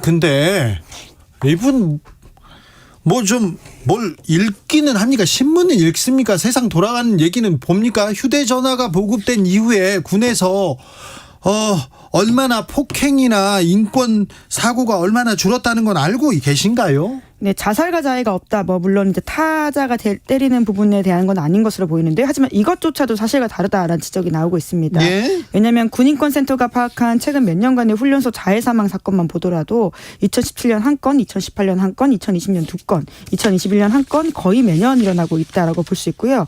뿐만 아니라 2022년 인권 상황 보고서를 논의하는 자리에서는 예. 이태원 참사에 대해서 충분히 예방 가능한 재난이라는 문구가 들어갔는데 이거를 반대하면서 하면서 삭제해야 된다라고 주장하기도 했다고 합니다. 그런데 이 상임위원 이충상 의원이 있지 않습니까? 송두환 위원장을 공격하고 있어요. 네, 그렇습니다. 왜 그러냐면요. 지난 5월 1일에 내려고 했던 성명 때문인데요. 그날 이제 메이데이 노동절이지 않습니까? 네. 그래서 국가인권위원회가 정부가 비준한 ILO 기본협약의 이행을 위해서 국제 노동 기준에 맞도록 국내법을 정비해야 한다. 이런 자료를 냈다라고 합니다. 네. 여기에 보면 한국이 OECD 주요 국가에 건져서 노동 시간이 길다. 이런 사실을 지적한 보편적인 이야기라고 할 수 있는데요. 이에 대해서 인권위가 합의제 기관인데 위원장 단독으로 성명을 내는 게 적절하지 않다. 이렇게 비판을 했다라고 하는데 지금까지 인권위는 줄곧 사무처가 초안 작성하고 위원장이 승인하는 식으로 이루어졌는데 이것이 이제 일종의 좌편향이다라는 식의 주장을 했다라고 합니다. 이 위원의 주장은 뭔가요? 이제 오히려 자기가 진영 논리에 빠져 있지 않고 네. 상대방들이 진영 논리에 빠져 자기의 이야기를 받아들이고 있다라는 식의 주장을 한겨레 신문에다가 했다라고 하는데요. 네. 이 의원 같은 경우에는 지난해 9월 달에 선출됐는데 국민의힘 선거 캠프 활동 경력 때문에 출발 때부터 인권단체들이 많은 걱정을 했던 인사입니다. 정부 여당의 정치적 영향력에서 자유로울 수가 없어서 부적절하다라는 식의 지명 철회를 요구한 바가 있는데 네. 이제 앞으로도 이제 대통령 지명 몫으로 위원들이 많이 바뀐 이제 바뀌죠. 상황이라고 합니다. 아니 근데 대통령이 바뀌었다고 해서 인권에 대한 기준이 바뀌는 거는 이거는 좀 이해할 수 없는데 아니 이런 분이 국가인권위에 왜 가셨는지 모르겠어요. 그냥 정당 활동하시지 그런 생각합니다. 다음 뉴스로 가보겠습니다. 네, 공천을 대가로 5억 원의 돈을 받은 기자가 있다고 합니다. 이렇게 강큰 기자가 있어요. 어떤 내용입니까? 네, 지금은 이제 전직 언론인으로서 감옥에 가 있는 사람인데요. 2020년 총선 당시 공천을 받을 수 있도록 도와주겠다라고 하면서 돈 받은 기자가 최근에 1심에서 징역 3년을 선고받았다라고 합니다. 아 웃기다. 뭐 네. 자기가 공천 준다고? 공천을 도와주겠다라고 그러니까 하는 것이죠. 이게 무슨 얘기? 이거 사기인데요. 네, 사기죄로 실제로 이제 기소가 됐고요. 유죄가 선고가 됐다라고 보면 되시는데 네. 인터넷 언론사에서 일했던 50대 여성 김아무개 씨인데요. 네. 2020년 1월 달에 이제 피해자로부터 공천 좀 도와달라 이런 부탁을 받긴 했다라고 합니다. 네. 그러자 이 해당 기자가 유력 정치인들과 친한 것처럼 행사하면서 돈을 달라라고 했다라고 하는 건데요. 네. 이제 국회 근처의 카페에서 만나가지고는 자기가 또 방송사 고위 관계자로 근무했던 A 씨를 잘 아는데 그 사람도 국회의원 잘한다 이런 식으로 이야기하면서 5억 원 주면 무조건 공천 받을 수 있다 이렇게 이야기를 했다라고 해요. 네, 네. 실제로 이제 그 피해자와 그 방송국 간부였다라고 하는 A 씨가 통화를 하면서 내가 정치부장도 오래 해서 정계에 아는 사람도 많다 이런 주장을 했고 결국 이 사람이 그 말을 믿고 두 차례에 걸쳐서 5억 원의 돈을 건넸다라고 합니다. 네. 그런데 결과적으로는 당내 경선에 참여도 못했다라고 하고요. 이제 그게 사기죄로 번진 것이죠. 근데 이 기자 전 기자죠. 네, 전직 언론인입니다. 무죄 주장하고 있어요. 네, 왜냐하면 자기는 이제 소개만 했을 뿐이고 돈도 다 그 해당 방송국 간부에게 넘겼다라는 식의 이야기를 했다라고 합니다. 그렇기 때문에 자기는 무죄다라고 하는 건데요. 하지만 1심 재판부의 판단은 달랐습니다. 그 해당 언론인과 그리고 방송사 간부도 공모한 사건이다 이렇게 판단을 했다라고 하는데요. 뿐만 아니라 피해자에게 이런 식의 말도 했다라고 해요. 100%, 200%, 1000% 완벽하게 해놓았다. 이런 말 한 걸 봐서는 단순하게 전달자로 보기도 어렵다라고 하는 것이고요. 실제로 5억 원 중에서 3억 5천만 원을 본인이 가져갔고 수사가 들어가니까 허위 진술을 요청하는 등 여러 가지 부분에서 문제가 있었다라고 합니다. 3억 5천만 원 가져가지고 지금 변제 안 한 건데요. 근데요 궁금한 게 있는데 그 방송사 간부는 돈을 받았습니까? 이 사람도 기소됐습니까? 네, 이제 이 부분이 참 저도 의아하다는 생각이 드는데요. 동아일보에 따르면 해당 사람은 최근에 공소기각됐다라고 합니다. 공소기각이라고 하는 것이 네. 이제 소가 제기가 되긴 했는데 갖춰야 될 여러 가지 형식적 조건들을 갖추지 못해서 법원에서 소송을 종결시켰다라고 하는 것이거든요. 예. 그러니까 결과적으로 돈과 관련된 부분에 있어서 동업자라고 재판부가 판단했고 뿐만 아니라 정치인과의 친분을 강조하면서 사기 행각을 벌였는데 네. 형사처벌을 피해갔다라고 보면 됩니다. 신기하네요. 참 공천 도와주겠다, 구속 막아주겠다 이런 얘기하는 사람들이요 다 이거 다 그거 사기성이 짙습니다. 지금 내년 총선 앞두고 여의도에 다니면서 이게 공천 때문에 왔다 갔다 하시는 분들이 있는데 돈으로 이렇게 공천을 산다 그런 시대는 지났어요. 돈 안 좋아하는 사람이 있냐 이렇게 얘기할 수는 있지만 거의 사기성이 클 거리요. 마지막으로 만나볼 뉴스는요. 네, 러시아가 전술 핵무기를 벨라루스에 재배치하기 시작했습니다. 러시아 핵무기가 러시아 영토 밖으로 옮겨지는 건 이번에 처음이죠. 네, 이제 그렇기 때문에 여러모로 우려가 낳는 상황인데요. 러시아와 벨라루스 국방장관이 이제 만나서 핵무기 이전 협약에 서명을 했다라고 합니다. 이제 푸틴 대통령이 지난 3월에 관련해서 의사를 밝힌 바는 있는데 구체적인 행동을 그동안 옮기진 않았었거든요. 이거 그런데 핵 확산 우려 심각하게 제기됩니다. 네, 이제 그러다 보니까요. 이제 미국 국무부 대변인은 러시아가 핵무기를 사용할 경우에 심각한 후과를 겪게 될 것이다. 이렇게 경고하고 있습니다.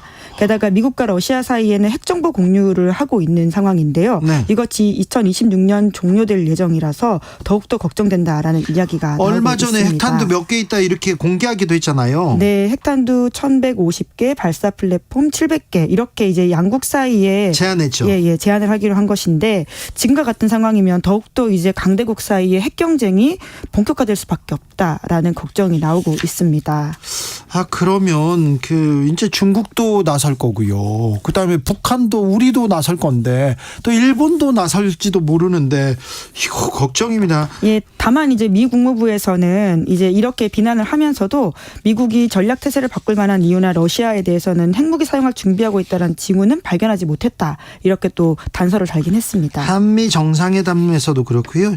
G7 정상회의에서도 비핵화 그러니까 핵 확산은 금지된다 이런 얘기는 계속 얘기했습니다. 그러니까 핵 무장한다 이런 얘기는 조금 그만 좀 거두어 드릴 때가 된 것 같습니다. 그나저나 우크라이나 전황은 어떻습니까? 네, 최대 격전지인 바흐무트가 러시아에 결국 함락됐다라는 소식이 있는데요. 네. 또 하필이면 이날이 젤렌스키 대통령이 G7 정상회의에 참석하던 날이기도 했습니다. 네.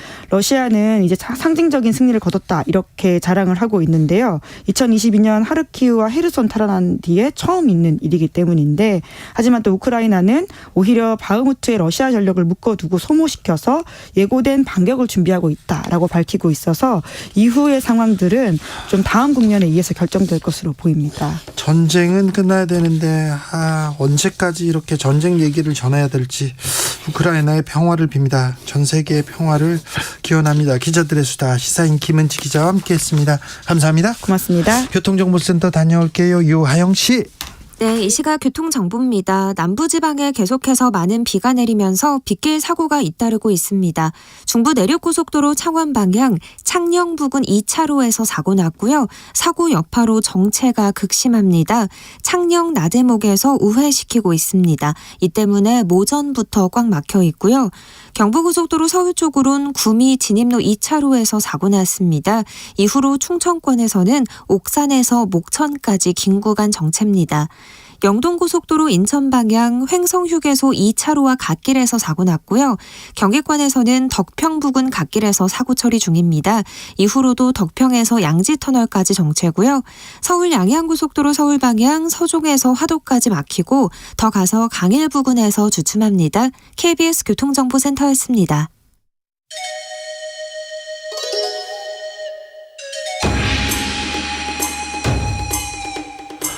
빛보다 빠르게 슉슉 바람보다 가볍게 슉슉 경제 공부 술술 경제를 알아야 인생의 고수가 된다. 경공술 경공술 주진우 라이브 경제 선생님 염승환 이베스트 투자증권 이사입니다. 어서 오십시오. 네, 안녕하세요. 연휴 때 쉬지도 못하고 죄송합니다. 아닙니다. 어떻게 보내셨어요? 그냥 집에서 그냥 쉬었습니다. 집에서 쉽니까? 네, 또 비가 와가지고. 네. 어디 나가지도 못하겠더라고요. 주식 고수들은 이런 부자들은 어떻게 지내나 비 오면 비슷하네요. 네, 그냥 집에 있습니다. 네. 이거부터 물어볼게요. 대통령과 하원 의장이 드디어 협상을 끝냈다. 부채 네. 한도 상향 협상 합의했다 이런 보도 나왔습니다. 이거 네. 뭘 의미합니까? 일단 이제 미국 같은 경우 이제 그 정부가 돈을 쓸 수 있는 한도가 있거든요. 네. 근데 이제 계속 돈을 써야 되잖아요, 사실은. 많이 썼다면서요. 네. 근데 이제 그게 이제 한도가 6월 1일이면 다 소진된대요. 네. 근데 만약에 한도를 증액 안 하면 어떻게 될까요? 네. 부도가 나겠죠. 왜? 미국이 부도날 수도 있으니까. 그건 말이 안 되잖아요. 네, 그러니까 이제 과거에도 부도난 적은 없었는데 이제 부도가 나지 않을까 이제 우려는 항상 있는 거지. 이거 안 되면. 네. 근데 여야 간에 이제 합의가 돼야 되는데 계속 좀 안 됐거든요. 왜 근데 네. 이렇게 공화당 쪽에서는 이렇게 반대하고 있었어요? 그러니까 공화당이 요구하는 건 뭐냐면 네. 그 한도 증액하겠다. 네. 문제는 이제 민주당이 그 요구한 그 예산안 있죠. 예. 만들어놓은 그거 좀 깎아라. 아. 예산을 좀 깎으면 네. 한도 증액하겠다. 근데 이게 이제 서로 합의가 안 됐던 거예요. 예. 근데 이제 오늘 합의가 일단 됐고 예. 타결이 됐다고 하고 물론 이제 요거 관련해서 5월 31일 날 그 이제 투표 들어갑니다. 아, 그래요? 법안표에. 그래서 그게 통과돼야 이제 확실해지는데 어쨌든 이제 양당 간에 좀 합의가 됐고 네. 25년 1월까지는 이제 부채 한도를 올리는데 합의를 봤어요. 그러니까 25년 1월까지는 큰 문제는 없을 것 같고 네. 다만 이번에 좀 이제 그 예산을 좀 깎은 건 우리나라 입장에서는 나쁜 건 아니에요. 그러니까 한국에서 제일 안 좋은 건 IRA 법안 관련해서 뭐 친환경 법안 있잖아요. 네. 그거 예산 삭감하면 사실 좀 타격이 있거든요. 예. 우리나라 기업들이 거기 투자할 거니까. 네. 근데 거기는 다행히 건들진 않았고 어디를 좀 줄였냐면은 학자금 대출 탕감원 있잖아요. 예. 그러니까 학자금 대출 탕감은 요거를 좀 제외했다고 합니다. 알겠습니다. 이 부분. 그래서 우리는 크게 나쁜 네, 뉴스는 우리 아닙니다. 한국한테는 이제 나쁘지 않은 뉴스입니다. 네. 자, 물어볼 게 많습니다. 이제 반도체주가 다시 날기 시작했다고 합니다. 네. 삼성전자 7만 전자 됐습니까? 됐습니다. 됐습니까? 네. 하이닉스도 11만 전자 됐다면서요? 네, 거의 이제 거기까지 지금 올라왔습니다. 아, 근데 반도체가 왜 이렇게 올라갑니까? 그러니까 이제 여러 이유가 너무 많아요. 사실 네. 뭐 이게 한두 개는 아닌데. 그동안 너무 안 좋았다. 네, 근데 그리고 앞으로는 좀 나을 것이다. 맞습니다. 그게 제일 커요. 아, 저도 이사님한테 좀 배웠어요. 네. 그런데 주가 이제 먼저 선반영하니까. 예. 근데 그때는 예측이었잖아요. 예. 근데 지금 이제 그 현실화되고 있어요. 예. 그러니까 뭐냐면 재고가 감소하는 좀 모습이 보이기 시작했고, 그 다음에 실제로 수요 중에서 이제 여러 가지 제품이 PC 있잖아요. 예. PC 주문이 좀 늘고 있다고 합니다. 그래요? 그러니까 과거에는 저도 이게 나와서 하반기엔 좀 괜찮아질 겁니다라고 예측을 한 거지. 네. 명확하진 않았잖아요. 네. 근데 이제 이제는 지표로. 이게 조금씩 나오니까. 그러면 이제 지금부터 탄력 받아서 조금씩 올라갑니까? 그러니까 아마 좀 점진적으로 좀 계속 좀 우상향하지 않을까 싶고, 그거 말고도 좀 이슈가 있었던 게 약간 이제 중국이 마이크론 좀 규제 있잖아요. 보안 이슈로. 그게 오히려 이제 우리나라한테 좀 호재로 작용했어요. 그래서 중국도 지금 우리나라를 쳐다보고 미국도 우리나라를 쳐다본다면서요? 그러니까 이제 한국이 좀 아까 어떻게 보면 중간에 껴있지만 문제는 한국이 안 만들고, 그러니까 마이크론이 없다고 가정을 해볼게요. 그럼 메모리 반도체는 만들 수 있는 업체는 삼성 하이닉스밖에 없어요. 근데 그거 안 쓴다는 얘기는 뭐 아예 IT 안 하겠다는 얘기랑 똑같은 거기 때문에 그거는 불가능하죠. 방법이 없죠. 그러니까 이제 서로 원하는 건데 어쨌든 이제 그 공백을 한국 업체들이 메꿀 수밖에 없잖아요. 그러니까 수혜죠, 사실은 어떻게 보면. 그것도 하나가 좀 있는 것 같고, 또 이제 요새 가장 핫한 게 엔비디아 이슈잖아요. 아유, 엔비디아 난리가. 이거 뭐 누리호타고 엔비디아가 올라갔다 이런 기사 나오더라고요. 네, 근데 그 엔비디아가 만드는 그 칩에 그 챗 GPT에 들어가는 칩이 A100이라는 이제 칩이에요. 그게 이제 요즘에 이제 많이 쓰이는데 그 GPU라 그러죠. 옛날에 그 그래픽 카드 아시죠? CPU 말고 인텔은 CPU 만들고 그다음 엔비디아는 이제 그래픽 카드 만드는데 이건 병렬 연산을 해요. 이게 뭐냐면은 여러 가지 데이터를 한 번에 다 연산을 합니다. CPU는 뭐냐면은 우리 그 수학 문제 푸는 거 똑같아요. 시험장 딱 들어가 가지고 1번부터 10번까지 그냥 순서대로 풀잖아요. 한 번에 세 문제 풀 수 있습니까? 못 풀죠. 못 풀죠. 그게 CPU예요. 근데 엄청 똑똑해요. 한 문제를 제대로 풀어요. 근데 GPU는 10문제를 동시에 풀어요. 그래요? 약간 이제 더 CPU보다는 떨어지지만 오차가 있죠. 근데 챗GPT는 이게 필요하거든요. 그래서 거의 유일하게 만든 업체가 엔비디아인데 거기 들어가는 이제 보조 메모리가 필요하거든요. 그걸 HBM이라는 이제 용어를 쓰는데 그걸 만든 업체가 또 SK 하이닉스입니다. 그래요? 그러니까 하이닉스 거기가 공급을 해요. 아, 그러면 하이닉스가 엔비디아야 손잡고 같이 좀. 그래서 하이닉스가 지금 삼성보다 삼성이 올해 연초 대비 한 25% 올랐거든요. 하이닉스가 한 45% 가까이 올랐어요. 아, 그래요? 그러니까 이제 최근에 급등한 거는 약간 엔비디아에 이제 손을 잡고 같이 좀 약간 누리를 좀 타고 있다. 이렇게 좀 봐야 될 것 같아요. 엔비디아 손을 잡아야 되겠네, 이거. 네, 그러니까 지금 요새 AI 계속 얘기 나오잖아요. 근데 이제 저는 이번에 AI가 좀 그 작년에 그러니까 우리 그 올 연초에 챗 GPT 나왔을 때 그때부터 좀 이제 조짐이 좀 좋았던 게 뭐냐면 AI 하면 여러분들이 막상 AI 하면 인공지능은 알겠는데 뭐 그래서 어디다 쓴다는 얘기인지 좀 명확하게 그림이 안 그려지잖아요. 네. 근데 챗 GPT는 지금 쓰시잖아요. 네네. 그러니까 옛날에 우리 그 도스라고 쓰셨죠. 그 아유 컴퓨터. 썼죠. 아유 도스 어려웠죠. 아우 박근 선생님이 알려주는데 너무 힘들었어요. 이게 짜서 네. 프로그램 짜는 거. 근데 윈도우 나오고 바뀌어버렸잖아요. 그렇죠. 세상이. 필요 없었잖아요. 그러니까 너무 편하게 우리가 이제 컴퓨터 써버렸잖아요. 네. 그러니까 챗 GPT가 AI를 이제 대중화시키는 촉매제가 좀 된 것 같아요. 근데 그러면 챗 GPT나 AI 예. 칩 그러니까 엔비디아의 A100 같은 칩 예. 우리가 만들면 안 됩니까? 삼성전자가 그냥 만들면 안 될까요? 아니 뭐 만들고야 쉽죠. 그런데 근데 그거를 만든다고 아니 뭐 그 세계 유수의 뭐 인텔, AMD도 그렇게 만들려고 하는데 안 돼요. 안 됩니다. 그리고 그 공정 기술도 있어야 되고 만드는 그러면 아무튼 쉽지가 않습니다. 엔비디아가 상당 기간 여기에서 독점하고 치고 나갑니까? 그럴 가능성이 높습니다. 그래서 우리 삼성전자 할 건 뭐냐면 네. 그러니까 TSMC 걸 좀 뺏어오면 좋죠. 뭐냐면 그 엔비디아는 자기가 설계를 하고 네. 이 설계도를 TSMC에 넘겨줘요. 팀 만드는 건 TSMC가 합니다. 그러면 둘이 지금 엔비디아하고 TSMC하고 둘이 지금 짝짝꿍 하고 있군요. 그러니까 이제 TSMC 주가도 그래서 올라갔는데 같이 올라가요? 최근에 또 엔비디아에서 긴급 주문이 세도에 있다고 하더라고요. TSMC에. 네.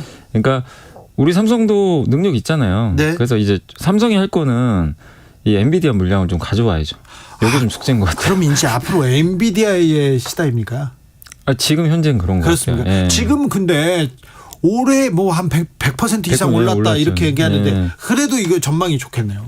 근데 이제 만약에 우리가 여기서 챗GPT나 네. 이런 인공지능 이제 앞으로 안 쓰겠다. 이거 말고 이걸 네. 능가하는 뭔가 또 나오면 또 예. 근데 아니면 경쟁자가 나오든가. 그렇죠. 이제 가장 이제 유력한 경쟁자 중에 하나가 미국의 AMD도 비슷한 걸 만들거든요. 네. 예, 뭐 GPU도 만드는데 아직은 좀 이제 안 되는데 만약 이제 그런 업체들이 뛰어들어서 만들면 엔비디아 주가는 조금 흔들릴 수 있지만 네. 지금 당장은 없어요 경쟁자가. 그래요? 예, 지금 안 보이면 그러면 뭐 올해는 간다고 봐야 되겠네. 올해는 좋은데 이제 다만 주의하실 건 이제 너무 올라갔기 올랐으니까. 때문에 네. 변동성은 조금 주의하셔야 됩니다. 삼성 그리고 하이닉스는 괜찮습니까? 네, 지금도 올해는? 그러니까 물론 주가가 이제 싸지진 않았어요. 그때 한참 제가 이제 말씀드렸을 때 네. 그때 좀 쌌는데 네, 이제 좀 7만 쳐다볼 전자, 만하다. 7만 전자 이제 넘겼기 때문에 네. 그 이제 우리 사람 이 몸으로 따지면 그때는 무릎 이하에 있었거든요. 네. 주가 위치가. 네. 지금은 약간 이제 무릎과 허리 사이 정도. 네. 하이닉스는 허리 넘겼어요 벌써. 그래요? 그러니까 이제 싸다고 할 수는 없다. 네. 예, 지금 무릎과 허리 사이다. 예. 네. 무릎과 허리 사이. 무릎과- 좋네요. 네. 아주 좋아요. 좋습니다. 네. 근데 선생님 반도체 그동안 네. 주진우 라이브에서 연불리 계속 보신 분들은 반도체 주목하라 했어요.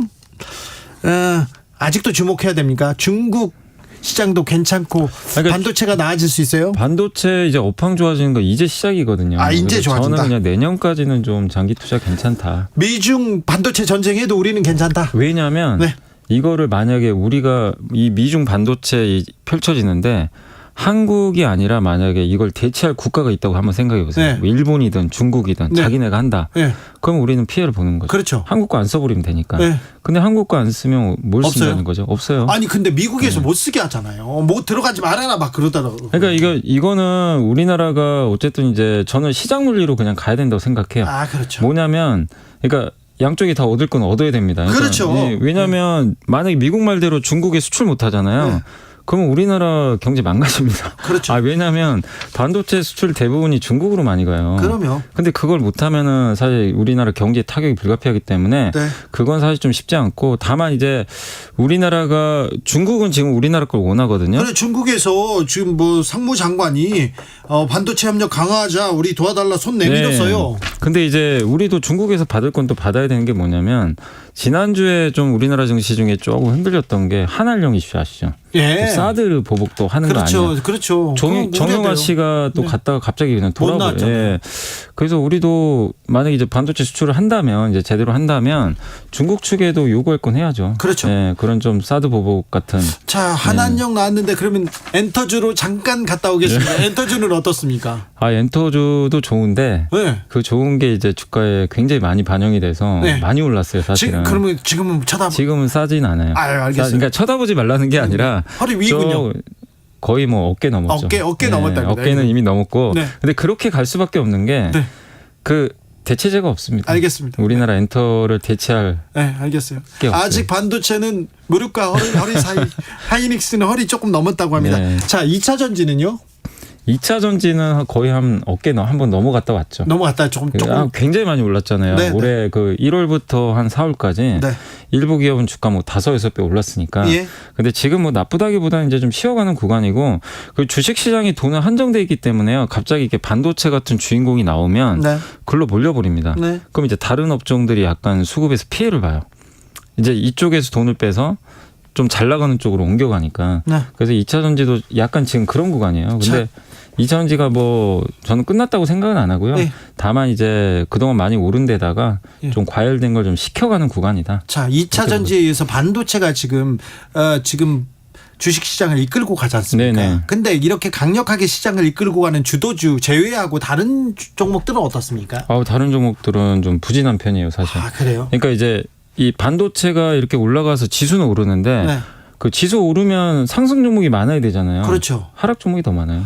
이런 대형주만 오르고 나머지는 좀 안 지금 좋군요. 그러니까 이거는 우리만 그런 게 아니라요. 전 세계적인 미국도 똑같아요. 그러면요, 전 세계적으로는 아직 조금 경기에 대한 불안감이 있는 거네요. 있긴 있는데, 네. 그러니까 근데 이게 참 어려운 게 뭐냐면 미국도 항상 그러잖아요. 미국 경기 침체 옵니다. 네. 침체 옵니다. 근데 아직까지는 미국 경제 좋아요. 네. 소비도 잘 되고 고용도 잘 되고. 그게 미국 사람들이 코로나 때 돈 많이 받았잖아요. 예. 그 현금을 한 4번 받았죠. 네. 저축을 워낙 많이 해놨대요. 그게 좀 소진될 때까지는 아직은 버틸만한데 그런데 워렌 버핏도 그렇고요. 그다음에 JP 모건에서도 주식 줄여라. 그리고 현금 금 가지고 있어라 이런 얘기 하잖아요. 근데 워런 버핏 얘기는 좀 귀담아 들어야 되지만 네. 너무 그 자산운용사 있죠, 외국에 유명한. 거기는 이제 자기네들 포지션을 먼저 구축해 놓고 예. 그대로 얘기하는 경우가 있어요. 그래서 너무 그걸 믿을 필요는 없습니다. 알겠습니다. 그렇게요. 네. 그런데요. 경제부 기자들 또 부동산 기자들이 부동산 들썩인다, 상승세다, 신고가다 막 그런 기사 쓰기 시작했습니다. 그런데 경기도 안 좋고 금리도 인상할 수도 있는데 이거 어떻게 봐야 됩니까? 일단 이제 이창용 총재가 정답을 제시해 준 건 뭐냐면 네. 금리 더 올리지 못할 거라고 생각하면 안 된다. 네. 더 올릴 수도 있다고 했기 때문에. 그리고 3번 이렇게 동결했기 때문에 네. 그리고 금리 차이가 미국과 좀 나기 때문에 네. 우리는 금리 그래서 상승 금리 인하를 뭐 올해 하기는 좀 이 발언에 의하면 어려울 것 같은데 네. 다만 내년은 좀 바뀔 것 같아요. 네. 내년은 아마 미국이 금리 인하 사이클 갈 것 같거든요. 네. 그럼 이제 우리 한국도 아마 같이 좀 따라갈 가능성은 있습니다. 네. 그러니까 내년도에는 좀 금리 인하에 한번 대비할 필요는 있는데 일단 올해 한 3분기까지는 네. 그냥 제가 봤을 땐 그냥 금리 동결 쪽으로 네. 계속 좀 유지되지 않을까. 네. 미국은 또 기준금리 올릴 수도 있는데. 올릴 수도 있다고는 하는데, 근데 미국 경기가 그렇게 뭐 엄청 또 단단하거나 또 지역은행 리스크가 완전히 해소된 건 아니니까 그러니까 저 개인적인 생각은 일단 가을까지는 좀 다 동결적으로 가지 않을까. 네. 그렇게 예상하고 있습니다. 아무튼 부동산도 지난번에 오셨을 때는 부동산은 지켜봐라. 그리고 만약에 투자를 하고 싶다면 매우 조심스럽게 주식을 권한다고 얘기했는데 네. 그 기조에서는 아직 저는 여전히 네. 그렇습니까? 네. 그렇습니다. 자, 뭘 또 주목해야 됩니까? 어떤 종목을 주목해야 됩니까? 종목까지는 아니어도 어떤 분야? 그러니까 앞으로 수요가 성장할 산업을 보시면 돼요. 그냥 간단하게. 네. 뭐가 성장합니까? 엔터가 왜 갔겠어요? 수요가 늘잖아요. 네. K-팝을 좋아하는 분들이 늘어나니까. 예. 근데 그런 비슷한 거죠. 그래서 2차 전지도 똑같잖아요. 전기차 수요. 네. 그러면 또 역시 친환경인데 네. 친환경에서 수요가 늘 게 결국 태양광, 풍력 같은 예. 신재생 에너지도 예. 미국에서 보조금 주거든요. 그래서 예. 저는 또 특히 풍력 쪽 괜찮다고 좀 보고 있고 국회에서도 아마 발의가 된 것 같아요. 그 국내 해상풍력 특별법. 예. 근데 이게 아직 통과는 안 됐지만 정부 정책적으로도 이렇게 밀어주는 좀 산업이니까 네. 괜찮고 그리고 AI가 우리가 지금 반도체 얘기만 했지만 AI가 적용되는 게 어디냐면 자율주행차. 네. 거기도 들어가고 로봇에도 들어갑니다. 예. 이 산업도 저는 같이 커질 수밖에 없다. 로봇 전기차. 현대 기아차는 괜찮나요? 괜찮다고 보고 있어요. 네. IRA의 장벽도 괜찮고요. 그거 이제 그래서 작년에 좀 피해주로 분류돼가지고 주가 안 좋았잖아요. 보조금 못 받아가지고. 예. 근데 그거를 법인차 있죠. 예. 법인 차량 뭐 렌트카나 예. 여기 이 차량은 받을 수가 있어요. 또 보조금을. 어허, 그쪽 비중은 늘려가지고 좀 극복했군요. 만회한다고 만회를 좀 하고 있다고. 그래요. 자동차 회사가 잘 되면 수많은 이 관계 산업에서 먹고 살죠. 그래서 이번에 또 우리나라에서 현대차가 또 대규모 투자하기로 했잖아요. 네. 예, 그래서 자동차가 잘 되면 고용 창출 효과가 굉장히 크기 때문에 그렇죠. 중요하죠. 되게. 중요합니다. 예. 미국에서 막 지역은행 망한다 그런 뉴스가 계속되다 요즘 주춤합니다. 괜찮습니까? 요새 좀 괜찮아진 게 그 팩 웨스트 뱅크라고 네. 미국 이제 비버리힐즈에 있는 이제 은행인데 여기가 부동산 대출 있잖아요. 네. 요 자산을 좀 매각을 한다라고 하더라고요. 네. 요걸 하면은 이제 돈이 좀 확보가 되거든요. 네. 한 3조 원 정도 확보가 하면 될 것 같아요. 그럼 이제 또 약간 급한 불을 끌 수 있기 때문에 네. 지역은행 리스크는 조금 완화는 됐다. 네. 일단 그렇게 보고 있습니다. 알겠습니다. 경제 공부 여기까지 할까요? 네. 아유, 잘 배웠습니다. 네, 감사합니다. 쉬는 날 죄송해요. 아닙니다. 그래도 뭐 어쩔 수 없습니다. 오셔야 됩니다. 경공술 염승환 이베스트 투자증권 이사님과 함께했습니다. 감사합니다. 네, 감사합니다. 주진우 라이브는 여기서 물러납니다. 저는 내일 오후 5시 5분에 돌아오겠습니다. 마지막 연휴, 마지막 시간 행복하게 보내십시오. 지금까지 주진우였습니다.